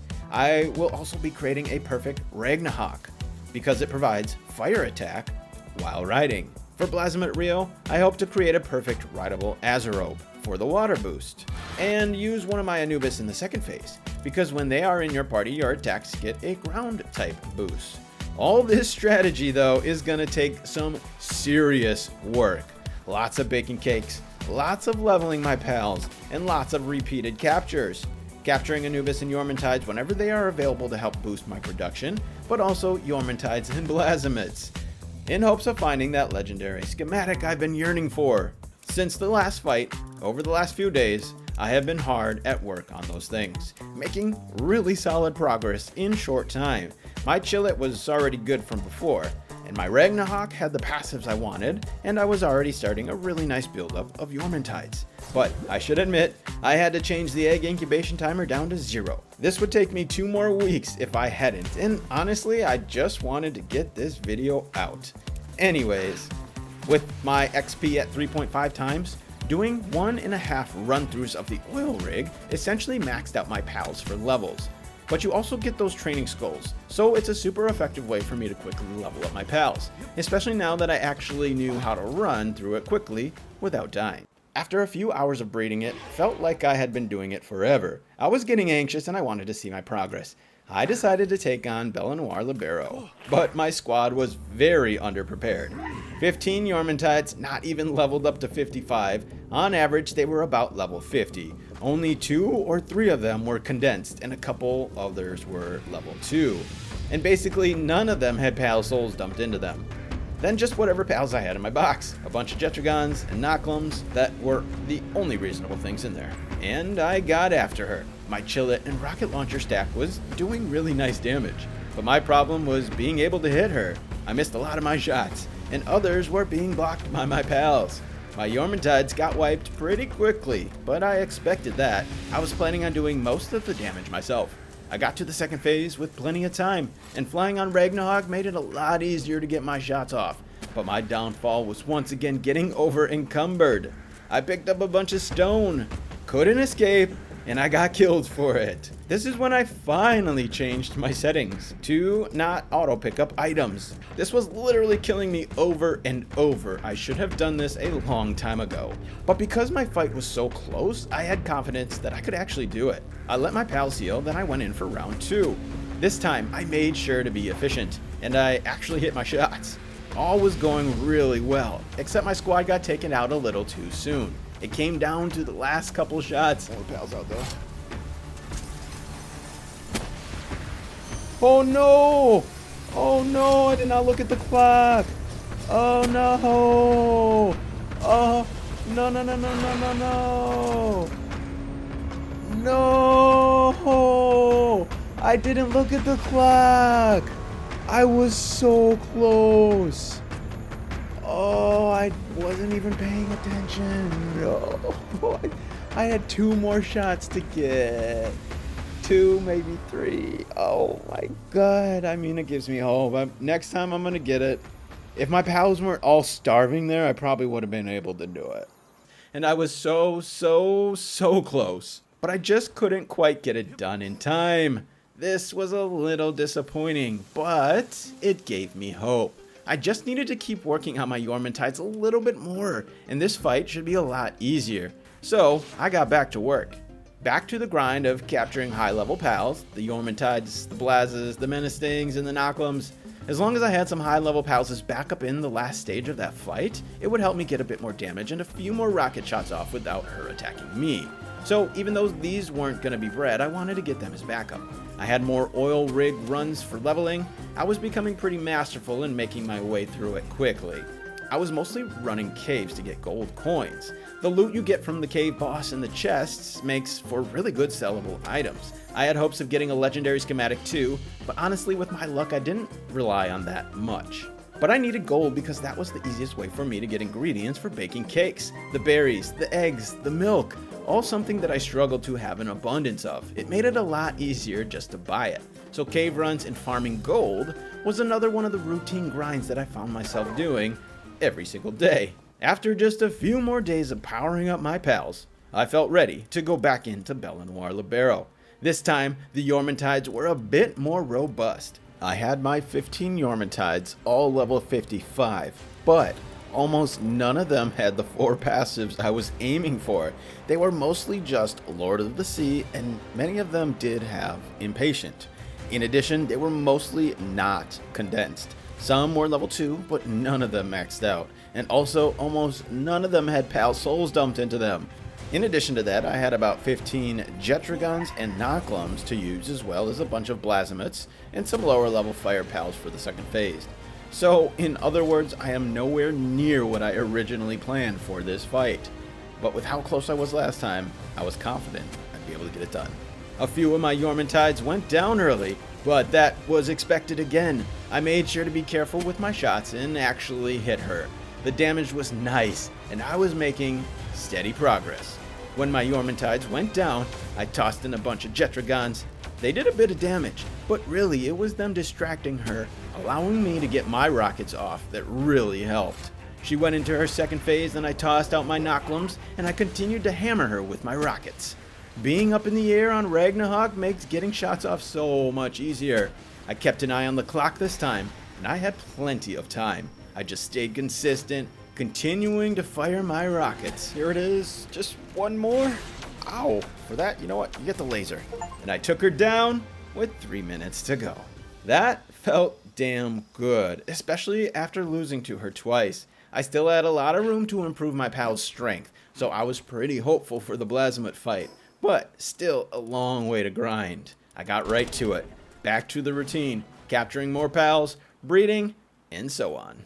Breeding was getting pretty tedious though. Instead of the original plan of getting an Azra maxed out, I decided to just use 5 Godfins instead. I didn't want to have to go through the process of maxing out a whole new pal when I wasn't even started on them. But I did still need to get one more Godfin. So some more Godfin farming was also mixed into the routine. But before getting too deep in, I was curious. How much damage was I going to do with what I had? I got anxious, and I started the Blazamut Ryu fight again. Basically had the same Yormantides as the last fight. Few with the desired passives. A couple this time were level 5, but only a few, and only a couple had pal souls in them. So still very, very underpowered from my original plan. So as one would expect, I got wiped again. But I was truly not expecting to win. It was beneficial for me to, 1, see where my progress was at, and 2, learn his moveset a little bit better to understand when I need to run for my life from his attacks. It was a little disheartening though. My rocket shots weren't doing as much damage as I had hoped, nor was my laser rifle. I still had one more Godfin to fully max out. It was just at level 2, but I still felt I should be doing more damage. It made me want to continue grinding and searching for legendary schematics, and because I still had a lot of time to get my Yormantides and Anubis maxed out, I figured I would incorporate that into my daily routine as well. Getting those Jetragons would help in the fight anyways, so it could be a 2-for-1 activity to save some time. My cake making needs were heavily increased. I had to restructure my bases and set up a new one to maximize my efficiency. I tore down my weapons manufacturing base and I moved it over to my mining base to combine them, which freed up one of my bases. So I dedicated my 4th base to be a farm. I got started building berry plantations and wheat plantations and set up everything I needed to make cakes. Then my breeding farm I fixed after it got destroyed and put as many farms as I could, which is only 7 because I can only have 15 pals out. So even if I could fit more, I can't have the pals working it. But I did add 2 more breeding farms at my main base, for a total of 9 that I could have running all at once. And then I set up my best Yormantides to breed, so that I could continue trying to get really good ones with really good passives, and of course spare ones that I could use to condense. I got lucky with my Yormantides. After breeding so many, I had all the passives I needed, and a lot of them were combined. Not quite the 15 yet, but still making really good progress. But with my Anubis, I still had a lot of the passives to get my hands on. I ended up using other pals to combine them to breed Anubis with the passives I was looking for, like Serpent and Incineram Noct. My Yormantides were taking up most of my breeding farms, but this was kind of like a side project for now. So I was focused on getting both Yormantides and Anubis perfected simultaneously, instead of just doing one and then the other. Besides cave runs for getting gold, another method I used was taking down alphas. You get the same parts, but it's a lot quicker than running through the cave. But it would still be a little time before I discovered my personal best method for getting coins. For now though, this got me what I needed to purchase enough resources to bake cakes. And it was during these days when I discovered the noble passive skills. The description says it's for the sale of pals, but it actually affects the sale price of all things. So when you stack a squad of nobles, you get a pretty nice discount for purchasing things. I'm pretty sure you can stack this with other passives like Fine Fur, But I wasn't about to get into a side breeding project now. The nobles that I already had helped quite a bit make my purchases even cheaper. When I started getting more and more Yormantides who had the traits I wanted, I continually adjusted my breeding farms to pair up to with most of the passives. That way I was maximizing my luck to get them all with the passes I wanted. It was quite tedious, but hey, I had to wait for the eggs anyways. And it made it a lot faster than just hoping for one perfect pair to pop out 15 eggs. The other issue I was having was wheat. It was a bit too expensive for me to want to buy as much as I needed, so I just built a bunch more wheat plantations. This was actually an issue over and over, and by the end, my base was basically filled with wheat crops. Also, I finally got the farming efficiency structures added to help boost my production, and it finally started to keep pace with my breeding, especially with the right pals working. As my Yormantides got closer and closer to being done, I slowly swapped out a few breeding spots for Anubis so that I could start getting souls. I had to build the butcher factory, which, as brutal as it is, might be the best thing added to this game because it saves so much time.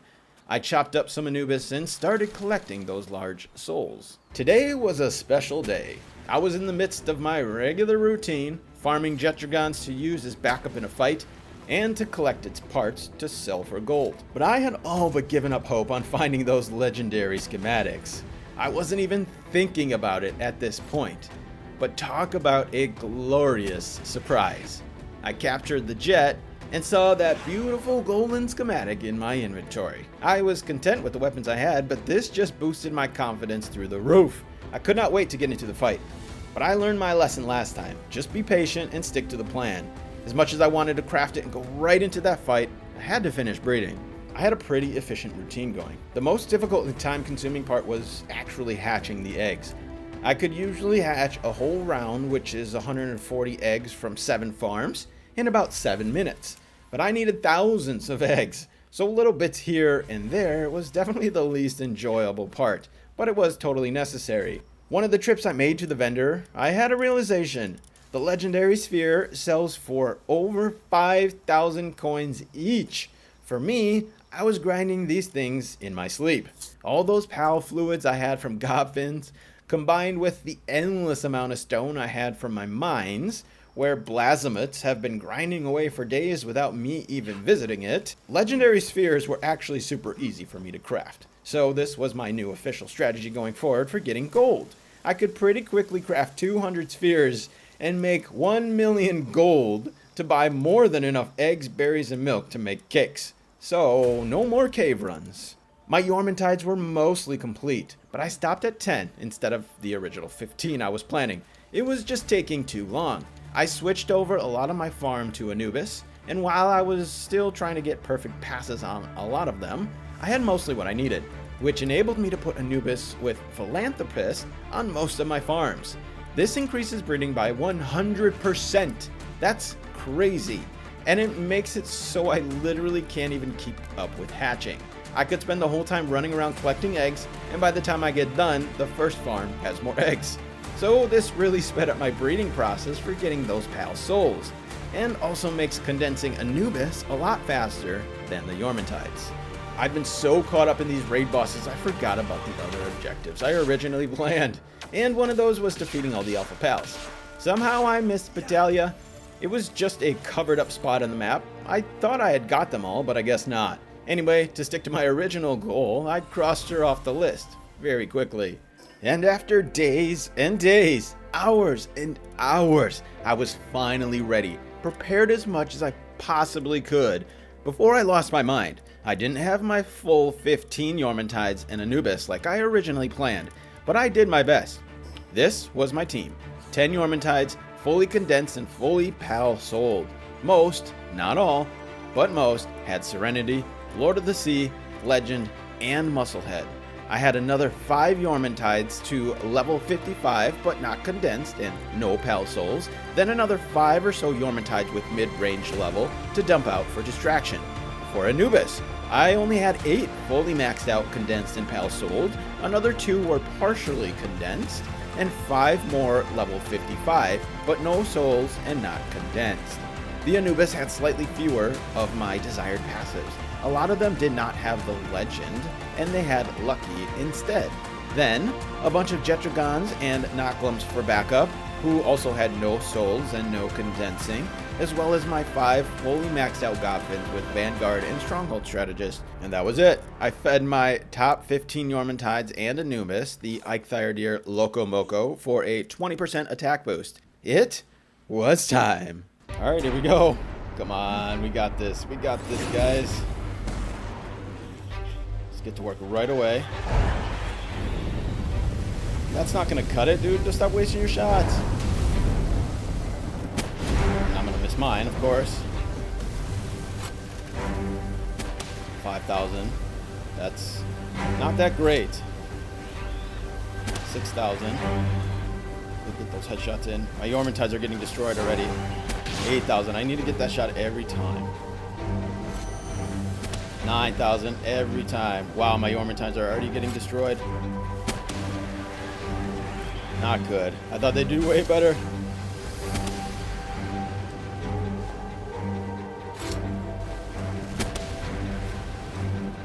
One's down.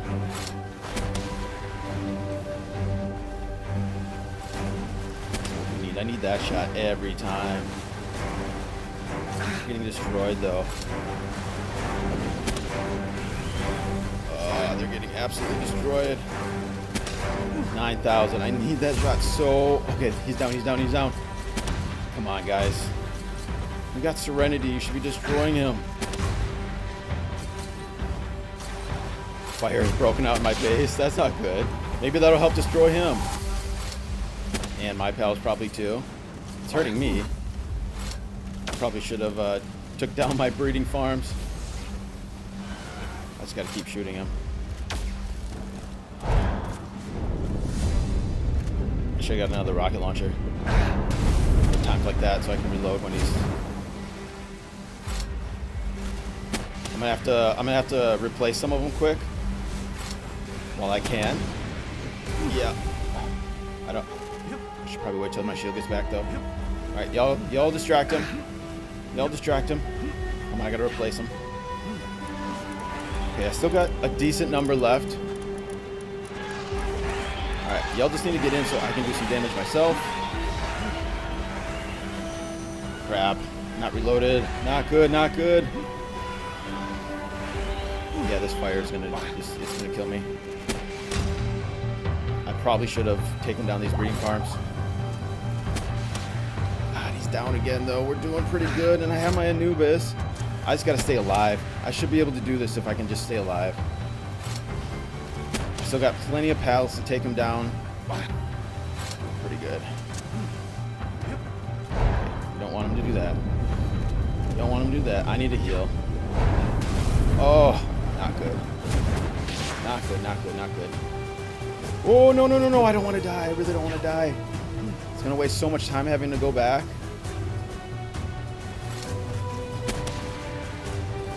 Come on, I need him to transform. I don't know how low he has to get. Why am I doing like 700 damage?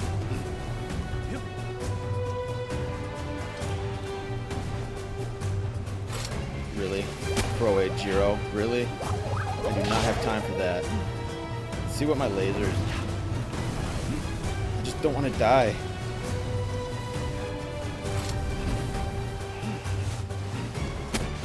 Alright, well if I do this again, at least I know to take down the breeding farms. That fire is just absolutely destroying me. And I just want to get close too. My team is doing okay. They're still in there. I still got some fighters left too. I should be able to do this. I just gotta stay alive and not waste time dying and coming back. Keep getting my shots off like that. We're close to getting him to transform. He's gotta stop coming after me though. That's a problem. No! Oh, I thought I got away from that. Come on. Oh, this reload shit. This is what I need to not happen. I wasted so much time here. It was like, and then I missed my shot. Oh, I just wasted like a minute in between hitting him myself. That cannot happen. Oh, we're just really inefficient right now. And I'm gonna get hit. And this stupid Mamorus is in the way. Are you kidding me, dude? He just took the shot. Are you kidding me? Alright, we gotta... Yep. Yep, yep, yep, yep. Come on, transform after that. Yes! Is he going? We just gotta get people in, just so he doesn't attack the box. Dazies, I don't really care. Anybody. Anybody. Just so he doesn't come after me or the box. Oh, how did he dodge that? That is some shit, dude. I am not hitting, like, any shots. This is a freaking problem. Can you There he goes. All right. Now we're good to get my Anubis in. Anubis, go. Let's go. All right. We can do this, guys. We can do this. If I don't die, I'm dead here. I'm dead. I'm dead. No, no, no, no, no, no, no, no, no. Holy crap. Nope, don't hit the fire. All right. Just, you guys go. We got time. Finally, my base is destroyed. Just go after him. Let me get my shield back. No, no, no, no. Stay away from me. I cannot miss my rock. Crap. Still got time. At least I'm outside the base. I should be able to spawn. Oh, no. I don't want to spawn to this one. He's going to kill me again right away. Yep, I just wasted a ton of time there. Crap. I just wasted a ton of time. Not what I wanted to do at all.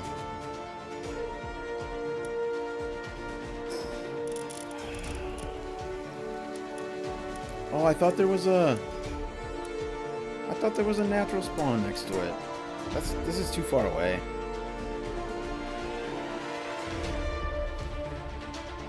This is too far away, man. 3 minutes and 30 seconds. My Anubis. Oh, there goes one. So they're still fighting. There goes another. Yeah, this was so inefficient. I did this so poorly. There's still a chance, but it's pretty small. I should have just spawned at the base. He's away from it now. They're fighting him away from it. I should have spawned at the base. Looks like a bunch of them are at base, though. So at least they're not all getting destroyed at once. Wow, they're doing work! Anubis is doing work! Oh my god, after all that? If I could just get back to base and not die... Okay, I have other armor. Let me just switch my armor. I still got 3 minutes. I can still do this. I can still do this. Anubis destroying him. I just need to get back. Get my stuff. I have backup armor somewhere. Here we go. We need that. And a shield. No, we got this one. Do I have a shield? Do I have a shield? Do I have a shield? I do not. I sold it. Why would I do that? Why would I do that? Stupid, stupid, stupid. Okay, hopefully this will be enough to get back and get my armor. Just need to get my stuff back. Don't kill me. Don't kill me. Don't kill me. He's only got 19,000 health. We could do this. Don't kill me.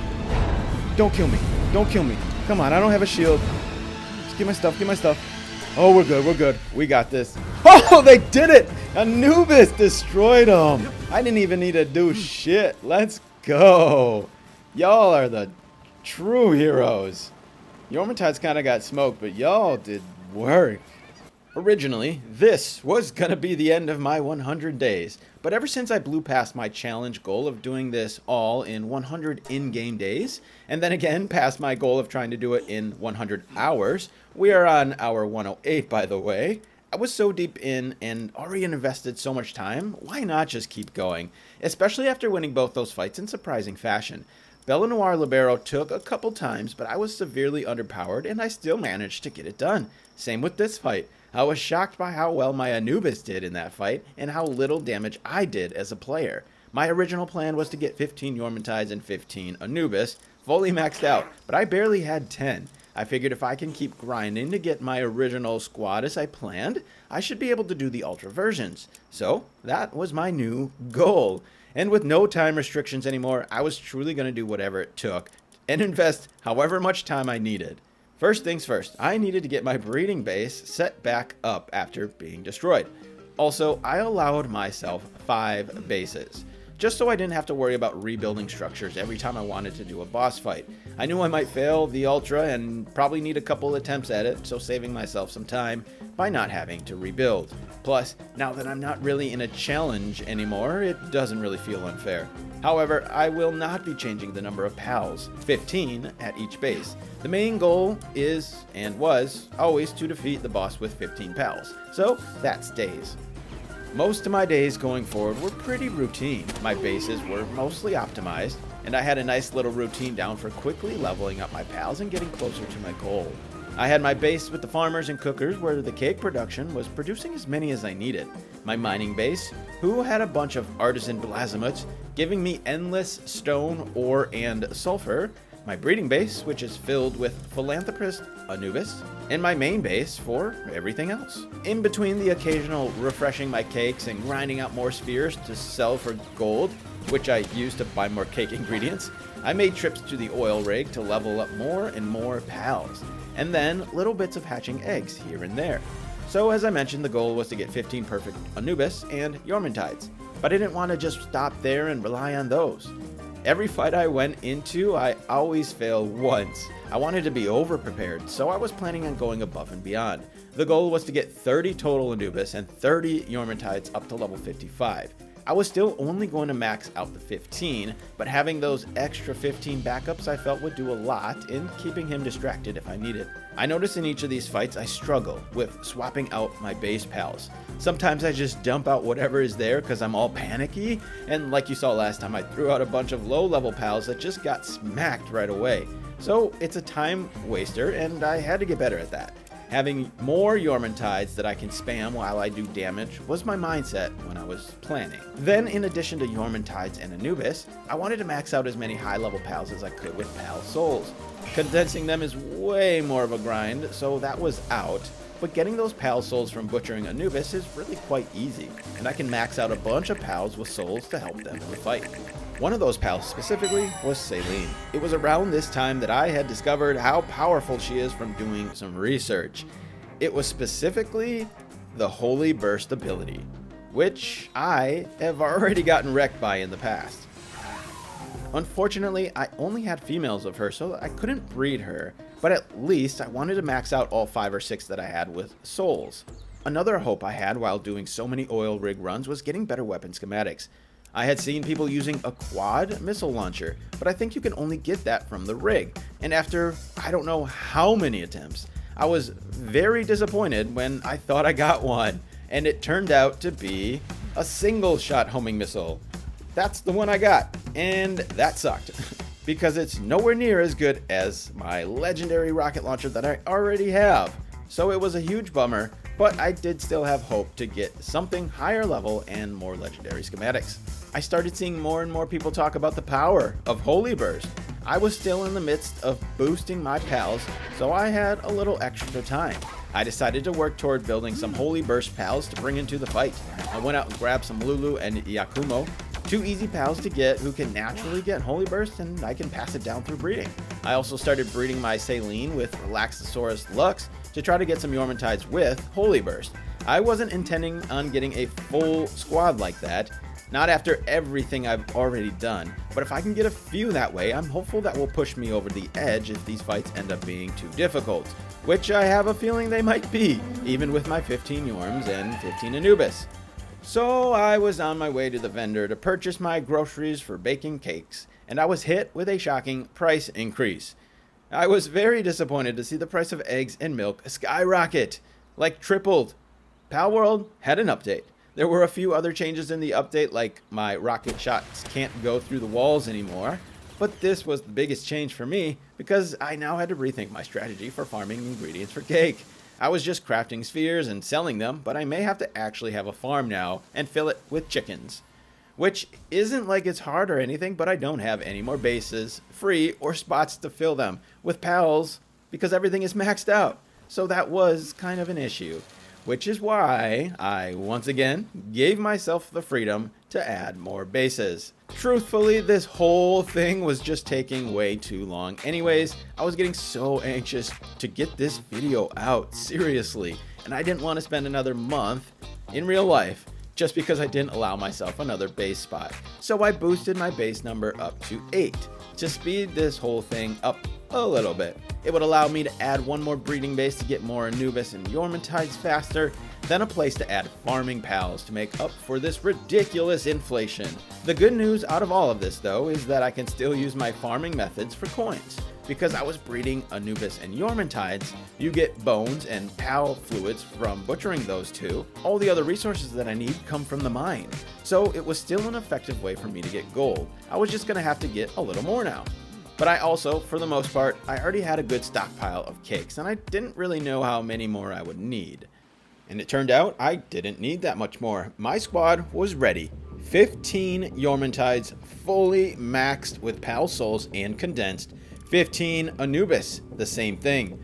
In addition to that, I had a whole plethora of quality pals up to level 55 with pal souls dumped into them, like my Blazamut Ryu, my bellanoirs, a Shadowbeak, a Palladius, and a Chromis, all had souls. I had 5 Salines with souls, and 1 more without it, but maxed leveled. Then about 10 Jetragons with no souls, and a bunch more level 55 pals with no souls for backup.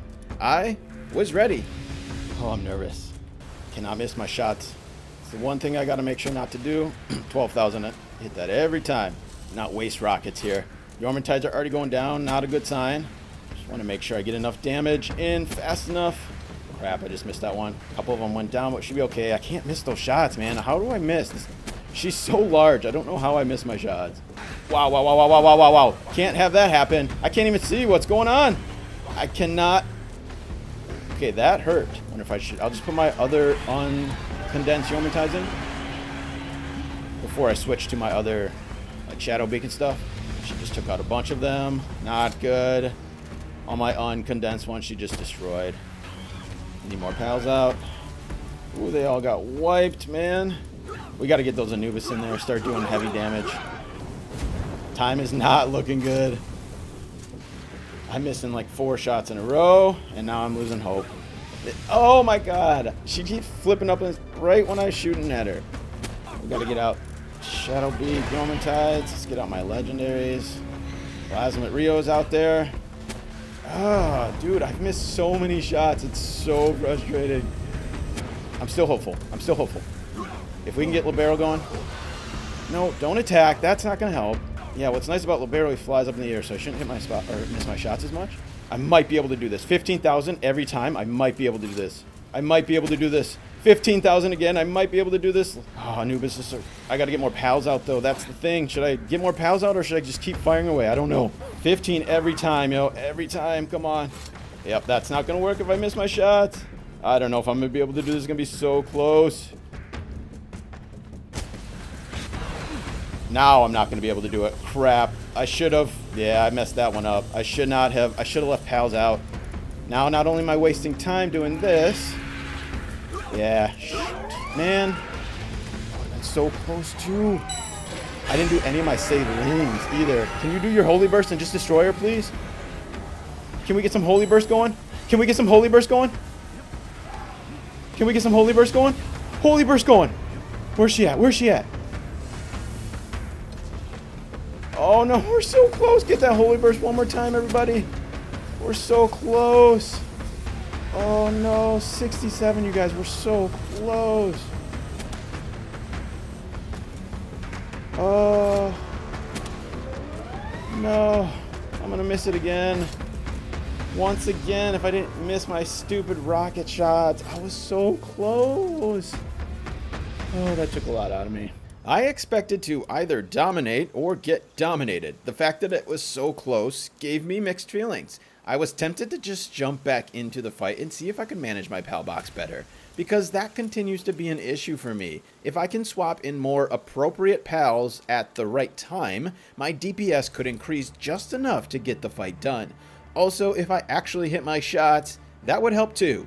So going back in right away was very tempting, but I knew I'd have to do the Blazamut Ryu Ultra afterwards, and I can only imagine that will be a little bit harder. So I opted to continue building a stronger squad before returning to the fight. I got a glimpse of how much damage that Holy Burst actually does at the end of the fight there. It almost got me the W, so that was my new focus. Putting Holy Burst on Yormantides and then trying to get those good passives on it as well. Also, I still had no male Salines, but if I can get more of those, I'll try maxing those out too. I didn't know how many Yormantides I was going to do, but I started with the few that I had from breeding before. These didn't have any of the good passives, but they were the start to getting them on it. So I got my new Holy Yorms set up to breed. I also continued breeding Lulu, hoping I could get at least one maxed out. The idea was just get as many Holy Bursters into the fight as possible. I gave myself those extra base spots up to 8 just a bit before the fight, but I never actually built those out. So I went to do that to speed things up. I had my extra base for a ranch where I put a bunch of chickens.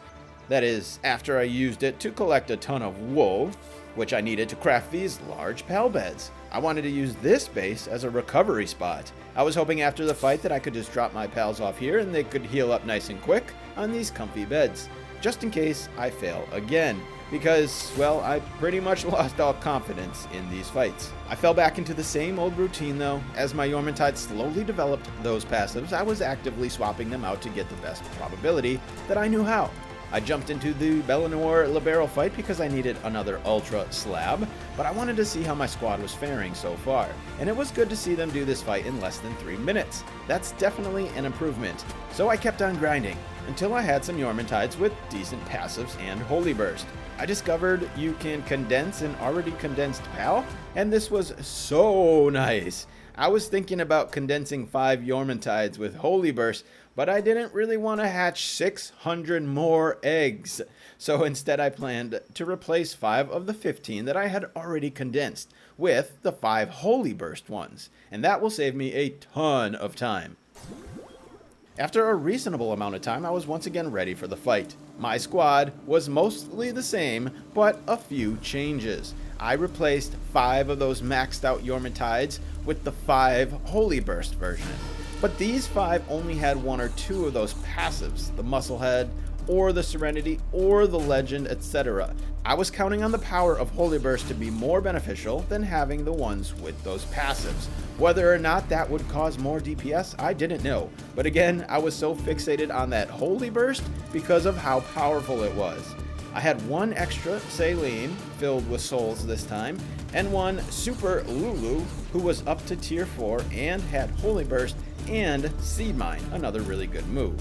Then on top of that, there were a few more pals that I leveled up to 55 and I put some souls into, like that second bellanoir Libero that I just got.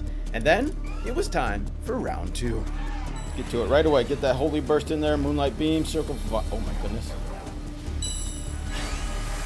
Yakumos are down. That's no surprise. I just hope they could get a Holy Burst off. Celine is down. I haven't even got a single shot. I gotta get my shots off. I forgot about that. I'm just watching the magic happen.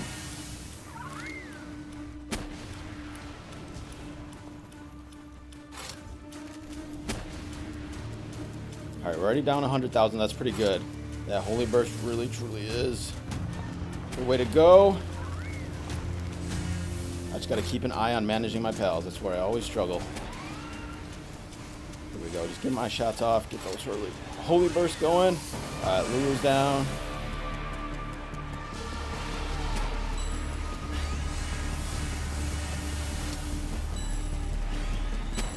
I'm like not getting any shots off on my own at all. I should swap out my pals. There we go. That's what I need. I really need to get my own shots off too, just in case. And I need to manage my pals too, so we're gonna go swap out real quick here. Yo, another. Oh no, Holy Yorm went down. Okay, that's all right. So leans down, down, down. Make sure we swap the right pals this time. That's where I struggle. All right, we're gonna put Bellanoirs in there. We'll get the Holy Yorms. They're all in there already. We gotta stack the decks. Let's make sure everyone's in there.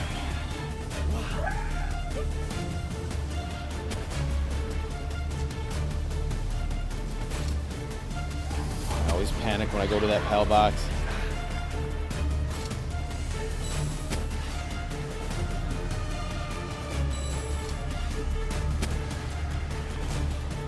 Alright, another Holy Yorm is down. That's not good.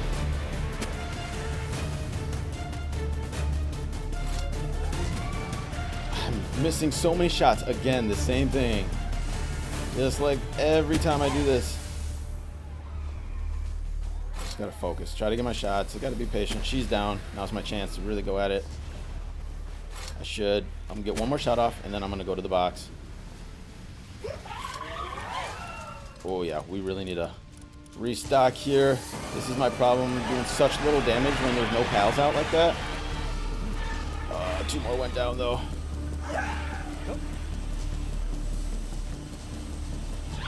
Where's she at? Where's she at? Where's she at? I gotta keep getting shots off.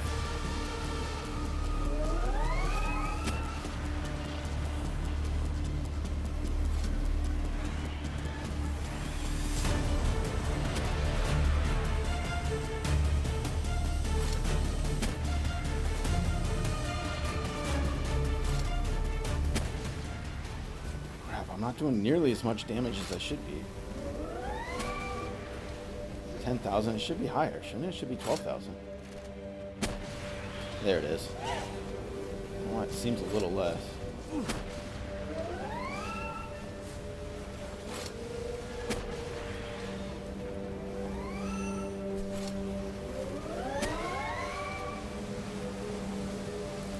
I just gotta keep going. We got decent bit of time still here, but we're nowhere near as good as I thought I was going to be so far. No, Bill's going down. I can't. I got to put him away for a little bit. I got to keep him going. I can't even talk. I'm so nervous right now.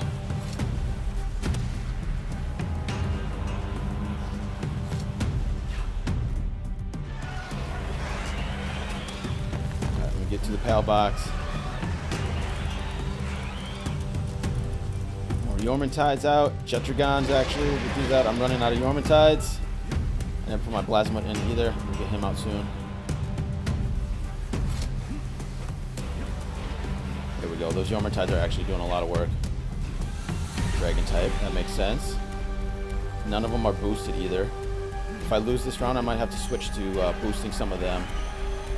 They actually just did a huge chunk of damage. Get back to the box since I can't hit her. Bellanoir down. Give me more. I should get more Yormantides out, honestly. Get more Jetragons out. Ooh, I'm running out of really good pals. This is not good. I do have more holy pals. Oh no, they're level 1. I should have leveled up more. Alright, we need to get Bill back out. Try to get her down. A little faster here.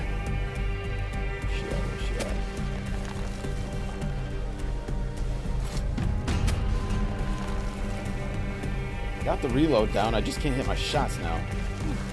No, okay, we lost Bill. That's not good.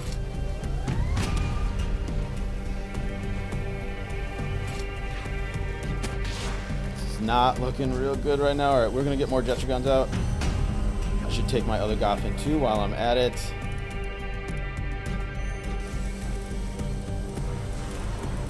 All right, Jetragon, come on. Where's my other Goffin? Where's my other Goffin? I don't know where it is. There it is.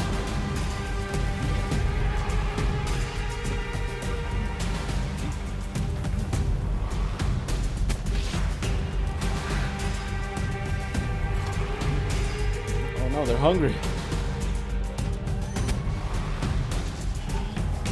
Not good.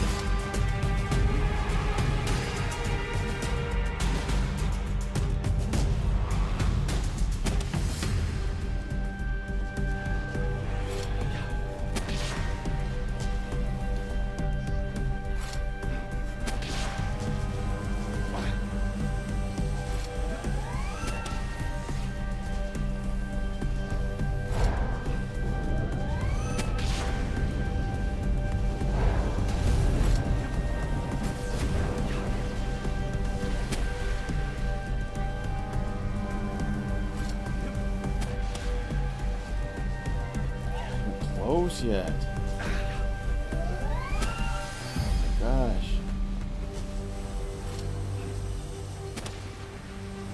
Doing such little damage compared to before. What is going on?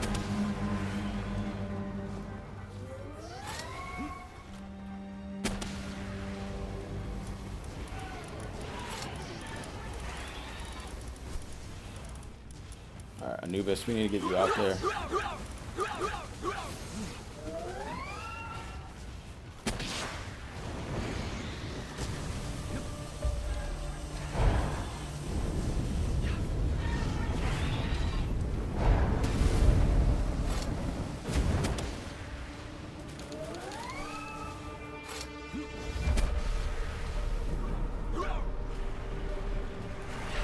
Finally switching. Jesus, that took forever though. I don't have enough time. I got 2 minutes. It's not enough time. It took way too long. Crap. I gotta get more Anubis out there. They're the only ones seem to be doing anything, honestly. Alright, 2 minutes. Let's get this. No. Come here.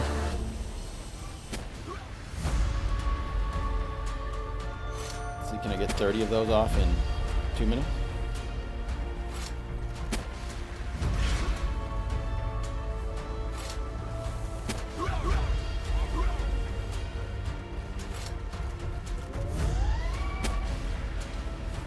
More Anubis. Gotta keep my squad stacked at all times. Nobody's doing anything, honestly. Stallion, you can get out there. Well, that's probably done. Just gonna smoke you right away. Still 200,000 health. That's so much. Alright, if I do some damage, my Anubis actually get in there. I should have saved the Holy Burst till the end, honestly. That was the wrong move, I think. I got a minute. A minute. Anubis, I really need y'all to do something here. I really need y'all to do something. Frost Alien dead like that on the ground right away, just as I expected. Alright, now's that same critical point. Do I swap, or do I just keep going? If I can get these... Oh, no. If I can get these 15,000 shots off... Nope, that's not it. That's not 15. No, I'm out of stam. No, that's not 15 either. You guys were so close. Come on. I think we can do this. No! No. Oh, crap. And my squad is out. Oh, no. If I get a couple more shots off. Oh, no. Come on. So close. Okay, we got one more. We can do this. Yep, we got it. One more. Come on. Yes! Woo! Holy crap. I was not expecting to be able to get that. I don't know if you could notice, but I was so hopeless that whole fight.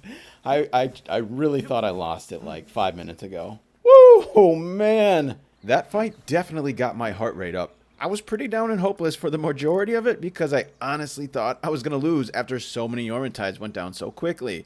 But I was so thrilled to finally get it done. Now, to move on to Blazamut Ryu Ultra.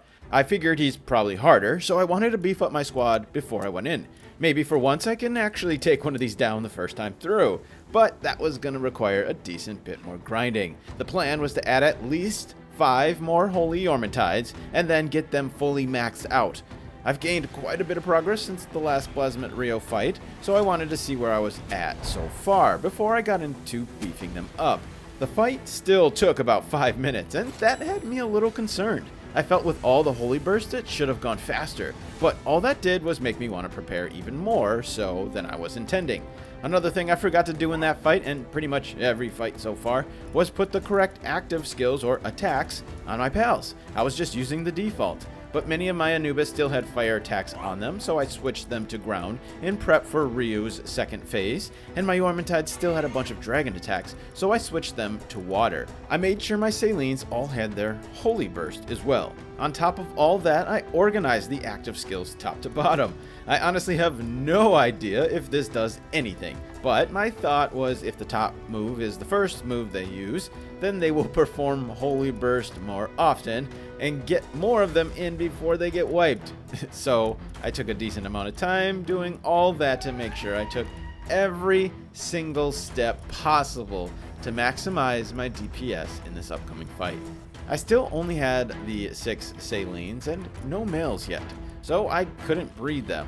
But I was feeling good about just putting that Holy Burst on my Yormentides. After all, he should perform better in this fight than bellanoir, considering he's a water type against fire. However, when something is presented to you, you kind of have to take it.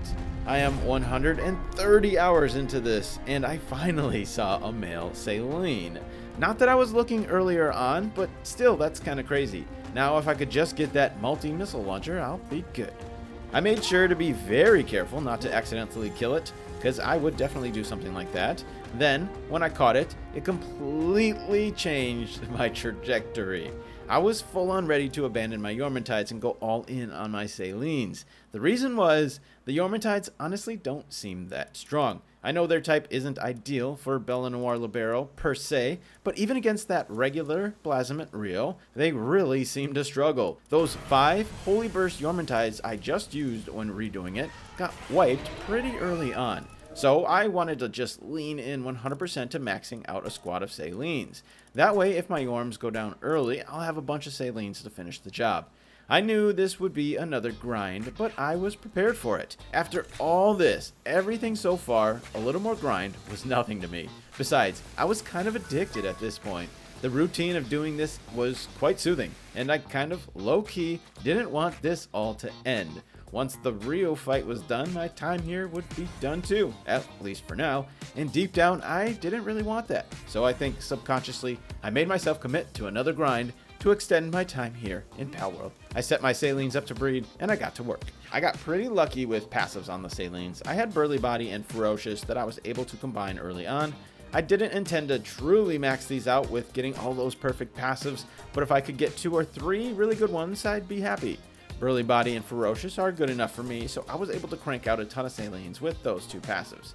And as soon as I got more males, I started increasing my output exponentially. Slowly, more solid passives came along like Musclehead and Serenity. I did put a little effort on combining them, but not like when I did with the Yormantides and the Anubis. And eventually I got one with Philanthropist. Once I got that on the farm, my breeding exploded, and I was back to having more eggs than I could handle. This actually made the grind to get Salines maxed out pretty quick. I wanted every advantage I could get with my pals. One of those is paying attention to the IVs, or the hidden stats. Originally, these were just that, hidden, but they have since added these ability glasses that allow you to see those stats. It wasn't until day 265 where I finally crafted them. I was never about min-maxing, so I never bothered in the past, but now since trying to get all the angles, I had to see what I was dealing with. I noticed a lot of my Yormantides were pretty bad. This is probably why they were getting smoked. It would have been helpful to start on the right foot with good base stats, but I certainly wasn't going to start all the way over with that, so I was just going to have to be happy with what I had. For the Salines though, I did somewhat start paying attention to it, and I attempted to grab good ones to breed with. But to me, the passives were more important anyway. I completely maxed out both of my breeding bases with Salines. So I had 16, including the 2 at my main base. And as soon as I started getting more and more philanthropists on the farm, it honestly didn't take all that long to get 5 more Salines maxed out, especially because I just settled on the passives that I had. There were some good ones in there too, like Musclehead and Serenity combined, so I figured it was good enough. On day 275, it was another glorious day. After many trips to the oil rig, and being disappointed by countless level 1 assault rifles, as well as collecting tons of ammo for something that I could not use, it finally came to me. The almighty, godly quad missile launcher. It was just the most basic one, but I did not care. I knew how powerful this thing was, and I finally had it. I was doing these oil rig runs to level up my pals quickly. I lost hope for this a long time ago, but now more than ever, I had all the confidence to take down Blazamut Ryu Ultra. The final preparations began. I had just a few more pals to level up and I'd be ready soon. But before I was actually done, I had some unfinished business. My original goal was to capture all the pals, and I hadn't done that yet. I was so focused on these raids, I kind of forgot. But I wanted to stick to my original plan, even if it did take me 3 times as long. So I quickly hatched the rest of the pals I needed to complete my pal deck. There were probably a couple I didn't show or forgot to include while checking them off earlier, but as long as the pal deck was filled out, my job was complete. Today is the day. After nearly 150 hours, endless grinding, defeat, frustration, I've overcome everything else in my path and it's all led me here. This is my final team. For Yormantides, I had 5 maxed out Yormantides with Holy Burst. They had 2 to 3 of the good passives. I had 11 maxed out Yormantides without the Holy Burst ability, but these ones had the 4 really good passives. I had 8 level 55 Yormantides with the Holy Burst, but they didn't have any souls or were not condensed. and I had 10 extra level 55 Yormantides with no souls and mixed passives. For Anubis, I had 14 max Anubis, 4 of the good passives. I had 10 level 55 Anubis with no souls or not condensed. And then I had the one personal Anubis that had the Vanguard and the Stronghold, who was also maxed out.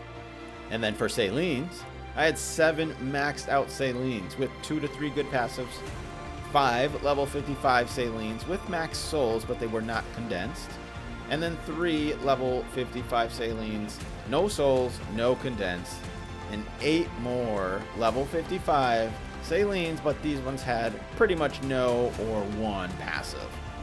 And then in addition to that, a bunch of level 55 pals. A few of them had souls, a few of them did not. For example, the Orsurks, the Shadowbeak, the Palladius, Necromus, all these high level pals that I used in the previous fights.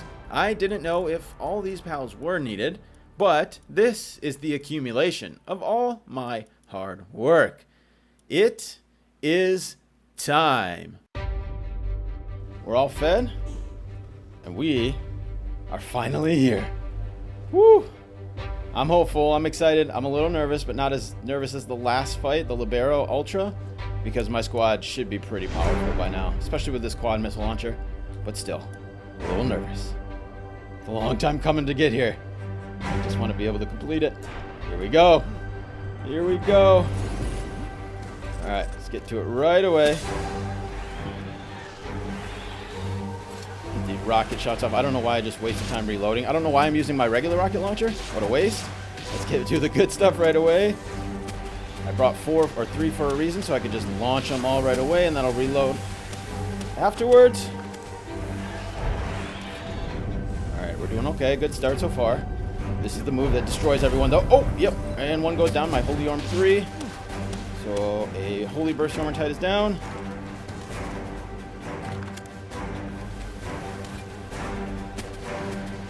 Not used to using this rocket launcher at all. I'm just so used to the timing on that other one. Alright, a lot of guys are going down. Oh no, we're still doing pretty good so far. I just want to make sure I have max damage out there, so as soon as Yormantides start going down, that Holy Burst is so good. I gotta get back in there and swap. Yep, okay, now a bunch went down. Let's go get swapped. Just so we're keeping that max DPS. We're doing pretty good so far. Ooh, we lost a bunch right there. Yeah, we lost a bunch right there. That's not good. Okay, let's get these guys in there ASAP. Come on, guys. More Yormantide damage. I'm freaking out right now. I don't want to get destroyed at the box. I got low health, no shield. All right, just back off a little bit. I'll reload all my things while my Yormantides do their thing. I don't know why I'm reloading this one, honestly. I'm just going to reload all of them first. Recover here. Let my shield come back. Oh my god! Oh, wow! Not good. Oh man, that sucks. Okay, well, now I got it. Okay, that was close. I got to get some out just so I don't get attacked, though. This is the problem. Okay, we got it. There's no one out right now. Okay, Anubis. I just got to get someone out there just so he's distracted and not attacking me. Woo, I'm out of Yormantides though. This is not good. I got to go Salines. Actually, you know what? We're going to get these guys out too and get some Salines going. All right, Holy Burst. I got to get my shield back.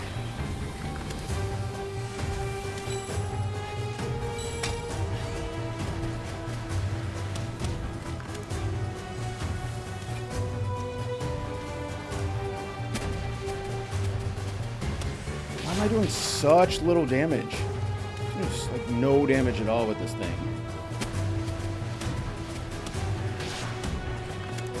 1,000? That's so little.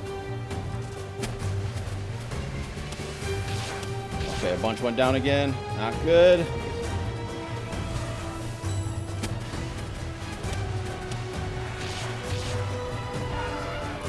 Back to the box. Keep the squad stacked. Get more Salines in there, honestly. We got to get going on this. I need that Holy Burst to really take off here. I can't do it auto. really sucks. Waste a lot of time by having to manually drag these down here. Oh my god, I just put them on and they just died. Oh no, those were different ones. But still, I'm not doing so hot right now, honestly. Oh, I'm a little panicky. Let's get some Jetragons out. I just need to do some damage. Can't even see him. I don't even know what's going on. It's so far away, too. Oh, here he comes. Where you at? Where you at? So we are not halfway yet. We're past half health. So we're doing okay. We are running out of pals a little bit.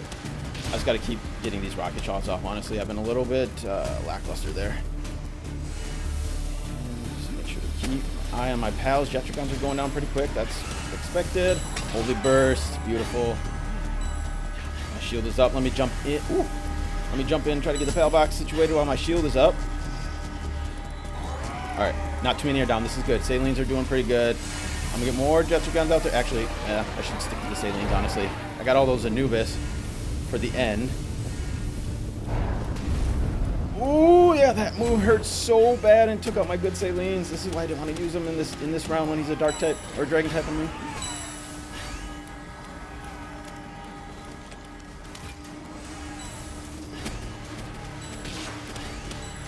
That's right. I wish I could get 4 headshots like that. That would help so much. Oh my god, that move is so brutal. Oh no. Just took everyone out. I don't even care. I just need people out there. And I need not to die. Blazamut's instant. Instant killed. Makes sense. They're not leveled up at all. They're paled anyways. Or sold or whatever. Okay, I can't even get to the box. He's only got 3,000 health. No! Okay, Anubis, just get someone out there so he doesn't attack the box. I gotta get my Salines though. This takes too long to swap. Okay, we got him out. We got him out. And get away so I can get my shield back. Get that Saline. Come on. Damn it. He's just destroying my Salines, which sucks. I'm not going to have any for the next round. My health is low too. I got to watch that. I just don't want to die. That's such a waste of time for me if I have to go back, respawn. I don't have that kind of time. If I can just get him to the next round, I should be okay. I just don't want to have to keep putting my Anubis out there. Okay, swap. Yep, I'm wasting so many Anubis already. I got like none left. Ooh, that hurt. Ooh, that hurt. Ooh, yep. So many of my Anubis are already down. This sucks. This really, really sucks. Knockums. I got Knockums too, so I can use him later. Oh, it's going to be close. It's going to be close. He's doing so much damage to my Salines.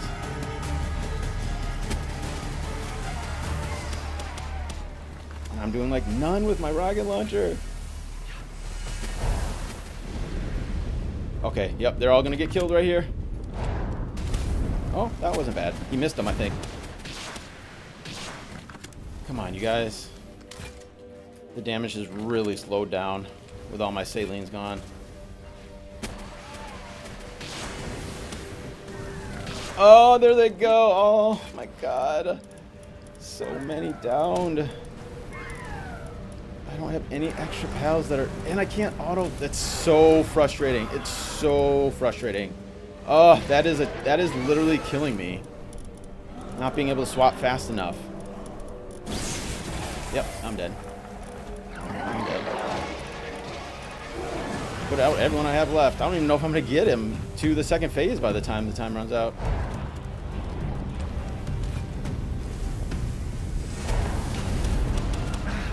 It also sucks that this is doing like 1,200 damage.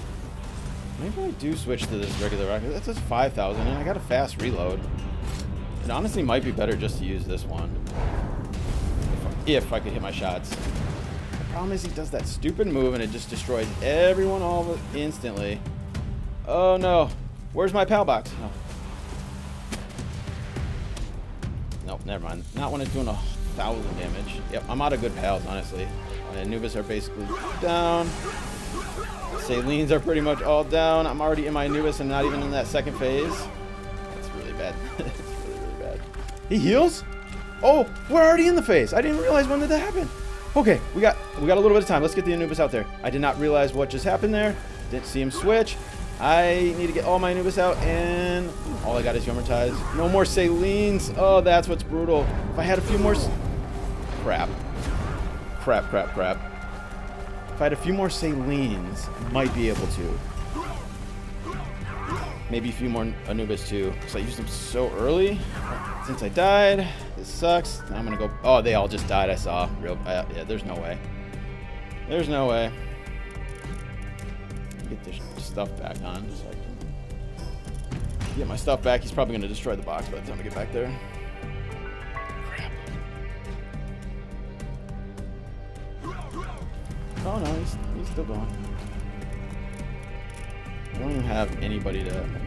Oh, I forgot to put my Anubis on me, too. Let me put him on me. Oh, no. I don't have any pals to put out, though. That's the problem. Guess I gotta get my stuff back. Okay, I don't want to die. I just want to see what kind of damage I do with Anubis on me. Yeah, I'm not expecting to beat this. See, like, it only does 1100. That's so little. That's so little. What happened to the homing on the headshots? Yep, no, I'm dead right here. Woo! 27 health. I don't know how he didn't get me.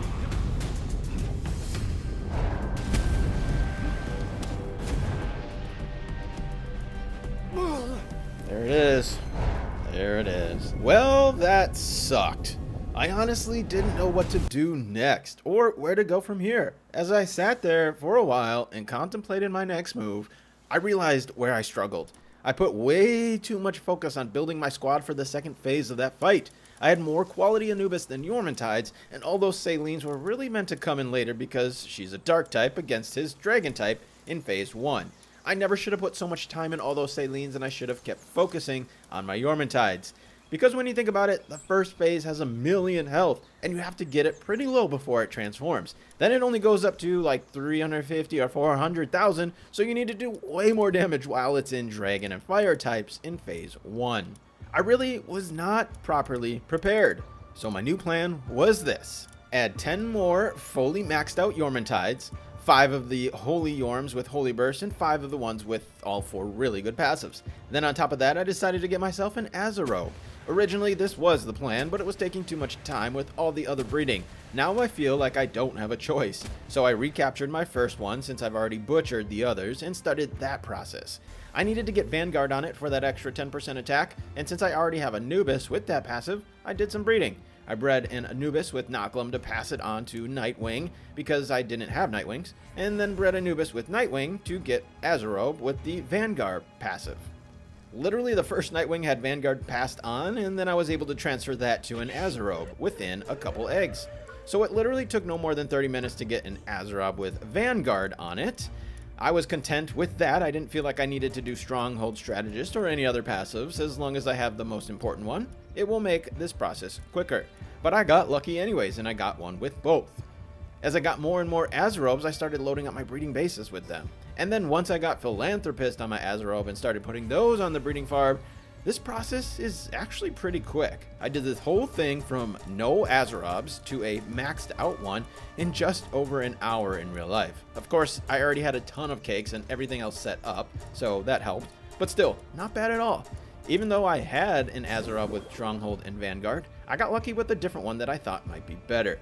This one had Runner and Swift, so it was super fast. The Azarobe is normally really slow, and I thought if I had one with good speed, I'd be able to outrun attacks and not need that extra defense from Stronghold.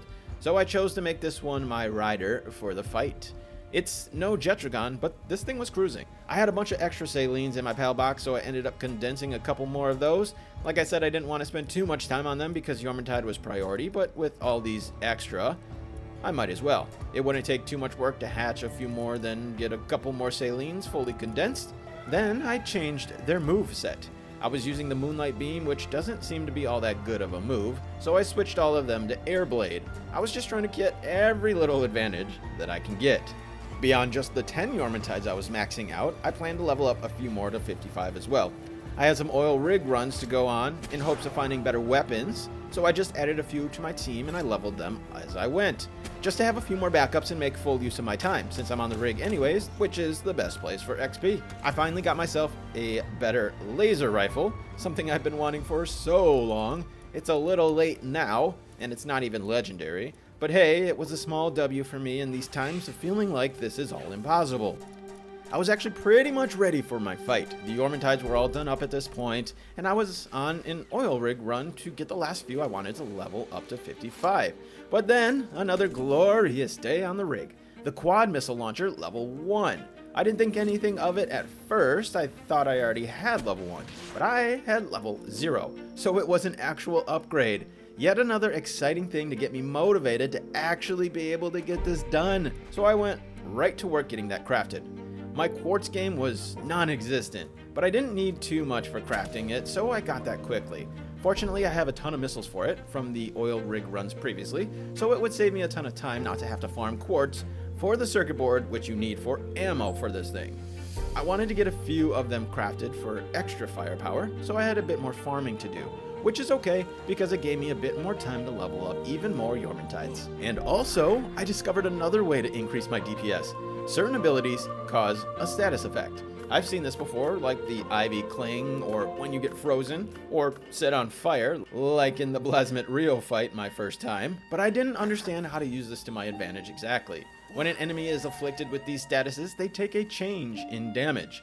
For example, if an enemy is electrocuted, they take 2 times water damage. This was huge! I wanted to test it out on Blazamut Ryu to see if I could use it to my advantage. And sure enough, it worked. I put lightning moves on Azarob, and then I attacked without electrifying, and I do around 7,000 to 9,000 damage. Then I used my lightning attack, and I electrified him for 17,000 damage. This was crazy, because my Yormantides, except the Holy Bursters, all have water moves. So essentially, I can double my damage if I'm able to keep him electrocuted. I was so hyped about this, and another reason to be excited that I was actually going to be able to get this done. I started to farm skill fruits because I didn't have all that many electric moves. My Azarob used the few that I had available on him, and the rest I needed to get. So I went out to farm these trees, except I only made one run through in about 10 minutes when I realized the Yormantides naturally get a lightning attack. Try lightning. Which is awesome because I did not want to spend another couple days farming skill fruits. So I loaded them all up with one move slot as Try Lightning. And to be honest, the Aqua Gun is a garbage move anyway, so I was okay with replacing that one. I also took the time to craft some Might Remedy and Elixirs, only to find out later that I was already maxed out and I couldn't use it, but oh well. Like I've been saying, I am trying to do every possible thing this game has to offer in order to maximize my DPS. This is truly min-maxing, and everything helps. I was in the final days before going back to the fight, but it took me quite some time to organize my pals in the box. I wanted to make sure I didn't fall into the same trap of panicking mid-fight when trying to swap, so being organized was important, but that took a long time. Also, I had to feed everyone their Loco Moco, but I was here once again. Despite feeling hopeless last time, I actually ended up with a lot more upgrades than I thought, so my confidence was back for this fight. These are all the additions to round 2. For Yormantides, I added 5 Holy Burst Yormantides that are fully maxed out, and then 3 Holy Burst Yormantides that have souls but are not condensed. I added 5 with 4 of those great passives that are fully maxed out, and then 4 more of those with souls that are not condensed. And then I changed all those attacks to lightning on the non-Holy Burst Yormantides. There were about 8 more level 55 Yormantides that I added with no souls or condensing. For Anubis, I did not make any changes to my Anubis squad. For Selene, I added 3 more fully condensed ones, but they already had souls from the last fight. And then of course my Azarob, who is maxed out with Runner, Swift, Vanguard, and then the lightning attacks I added. But this is it! If I don't beat it now, I have no idea what to do next. I was at my end. It's now or never. This is it. This has got to be it. I don't know what else to do if this isn't the one. I've leveled up so much time. I'm honestly like afraid to lose because I don't know how much more I could do. Oh, let's just win this and I don't have to worry about it. Here we go. Azra, come on right away. Where are you going, bro? Why are you always running away from me? Oh, we got to do our lightning attack. See if we can get that electrocution. And then get the launchers out. I don't even know if he got electrocuted there. I think he is. Yep, yeah. Oh, he definitely did it. 11,000 per hit. That's crazy. Let me get off another. We'll get one more rocket shot off. Nope, he's still electrocuted because he's still getting those massive hits. Oh, and he's taking out my Yorms. Okay, that's pretty quick. Let me get him electrocuted again. If he gets it. Yep, he is. I think he is. Yeah. Oh, yeah. He's definitely electrocuted. Just got to keep my eye on my pals. Okay, we got to watch out for that attack. Yep. Just took out a bunch of them. That's okay. That was expected. Ooh, that helped. That helped so much. That electrocution. 5,000 per hits. That's crazy. That's so nice. Come on, y'all. I gotta get Yormantides back out there. I got like none out there right now. All right, we're gonna bring Azrob in. Not paying attention at all. Come on. All right, come on. All right, Yormantides. No. Oh yeah. Oh, they're all down. Okay, I was not paying attention at all. We gotta get them out. Doing such little damage when there's no one out there. All right, guys, let's go. And then we can get electrocuted again. Let's use that attack. There we go. And then launch my missiles.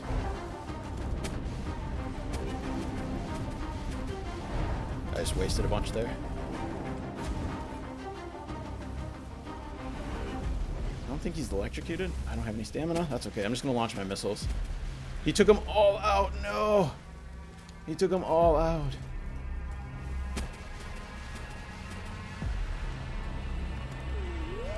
Alright, we got to get back to the box. Where is it? I don't even know where it is. Where's my box? He took them all out already. Not good. They're literally all down. Oh my god. Yormantide, you're so trash. I've already gone through like all of them.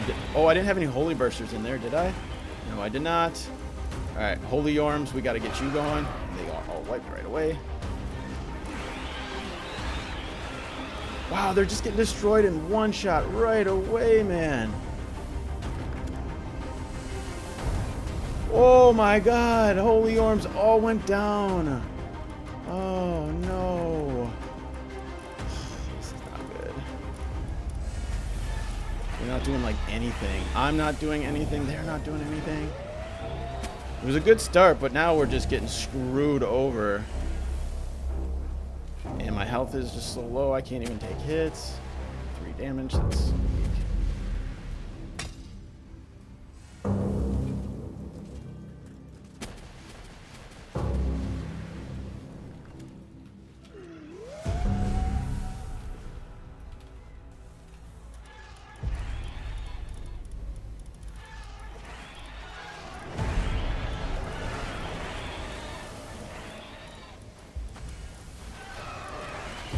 As soon as I put them out, they go away. I don't know what to do at this point. I can't even get a shot off. I'm just trying to manage my pals this whole time.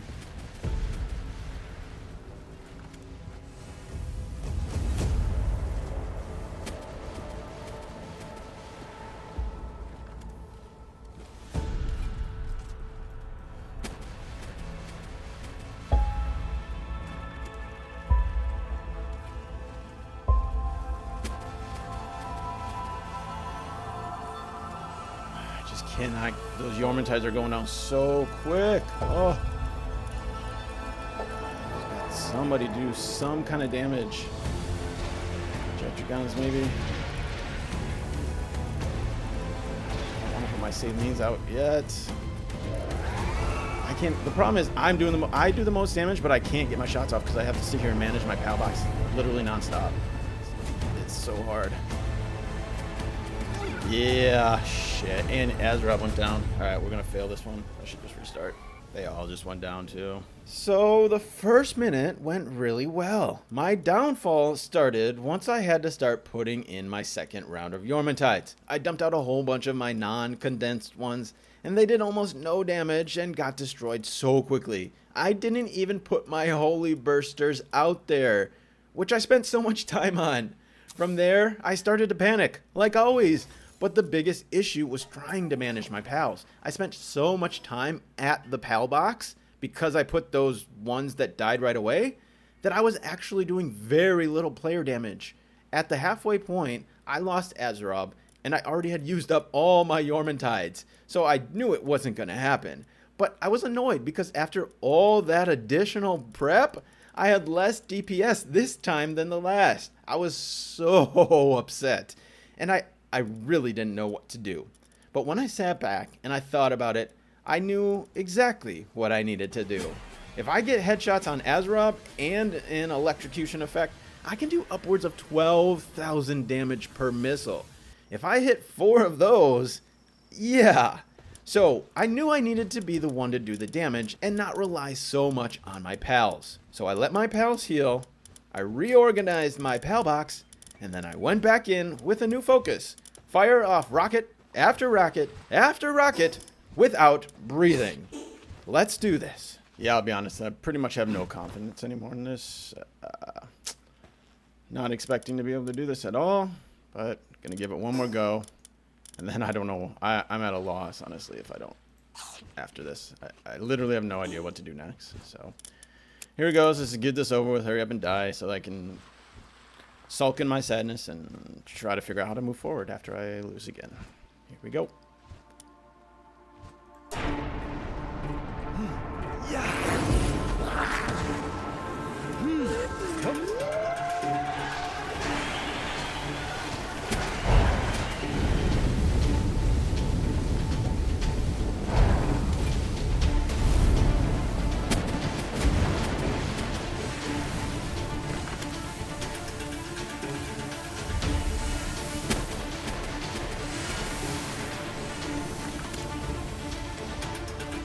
30 seconds in, I already lose a bunch of units.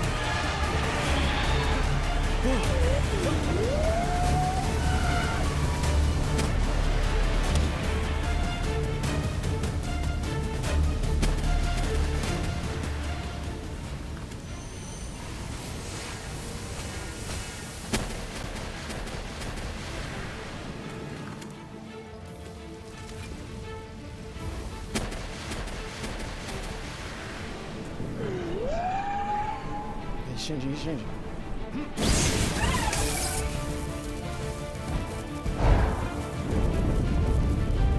No.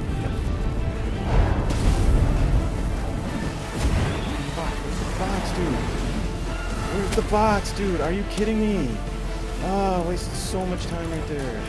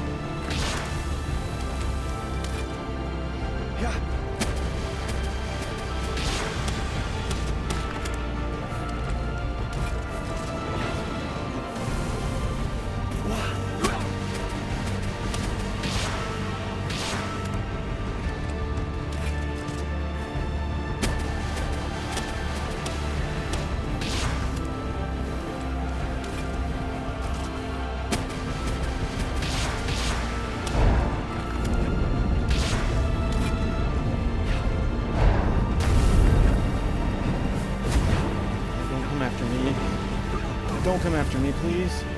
It's gonna...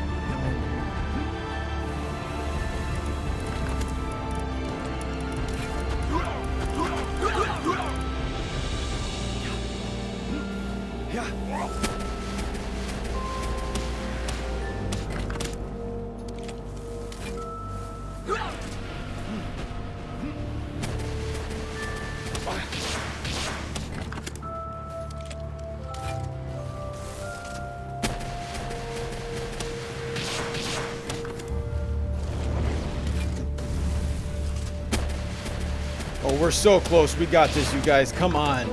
Come on. Let me get a couple more Anubis out there for distraction. I got plenty left. Don't kill me. You guys, we got this. We're so close. Come on. Come on, come on, come on. Don't kill me. Come on, come on, come on. Come on. Oh, we're so close. Couple more shots. 1 minute to go. Come on, you guys. We got this. Oh my god, we got this. Oh, we can do this. Come on. Oh, I'm so nervous. Come on, you guys. Just keep getting my shots up. Come on, come on, come on, come on. Oh, that's not it. Oh my god, we're so close.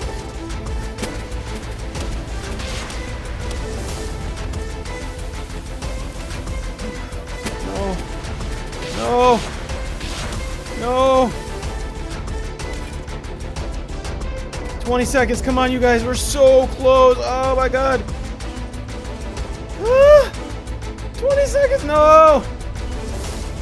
I got no Anubis left. Come on. One more. 10 seconds. One more. Please. Please. Yes. Oh, we got it. Oh, my God. Holy shit, finally! I was so focused that whole fight, I didn't say a single word, but oh my god! Woo! Holy... There it was! What a feeling! I tried my best to convey the level of frustration and anger and disappointment that I felt throughout so much of that, but oh man, what a glorious sensation to overcome all of it. Truly, it's what makes this game so damn good in my opinion. It doesn't just present you with a ridiculous challenge, but it does so while it gives you a ton of tools to overcome those challenges. It's kind of funny that I thought I'd be able to do this in 100 days. That may be possible for a speedrunner, but for an average person like me, it was so much more work than I ever could have anticipated. And I thoroughly enjoyed that process. Thinking back, there's a lot I could have done different to speed things up, like not waste so much time on organizing, then reorganizing my bases, or breeding pals that I don't even use, like Saline, who I never actually used in that final fight. But that was part of the process that I enjoyed, trying things, failing at them, then finding better ways until I got there. Once again, thank you so much for coming along this journey with me. I really hope you had a good time, and if you made it this far in the video, you are the real champion. I appreciate you, and I'll see you on the next one. Peace.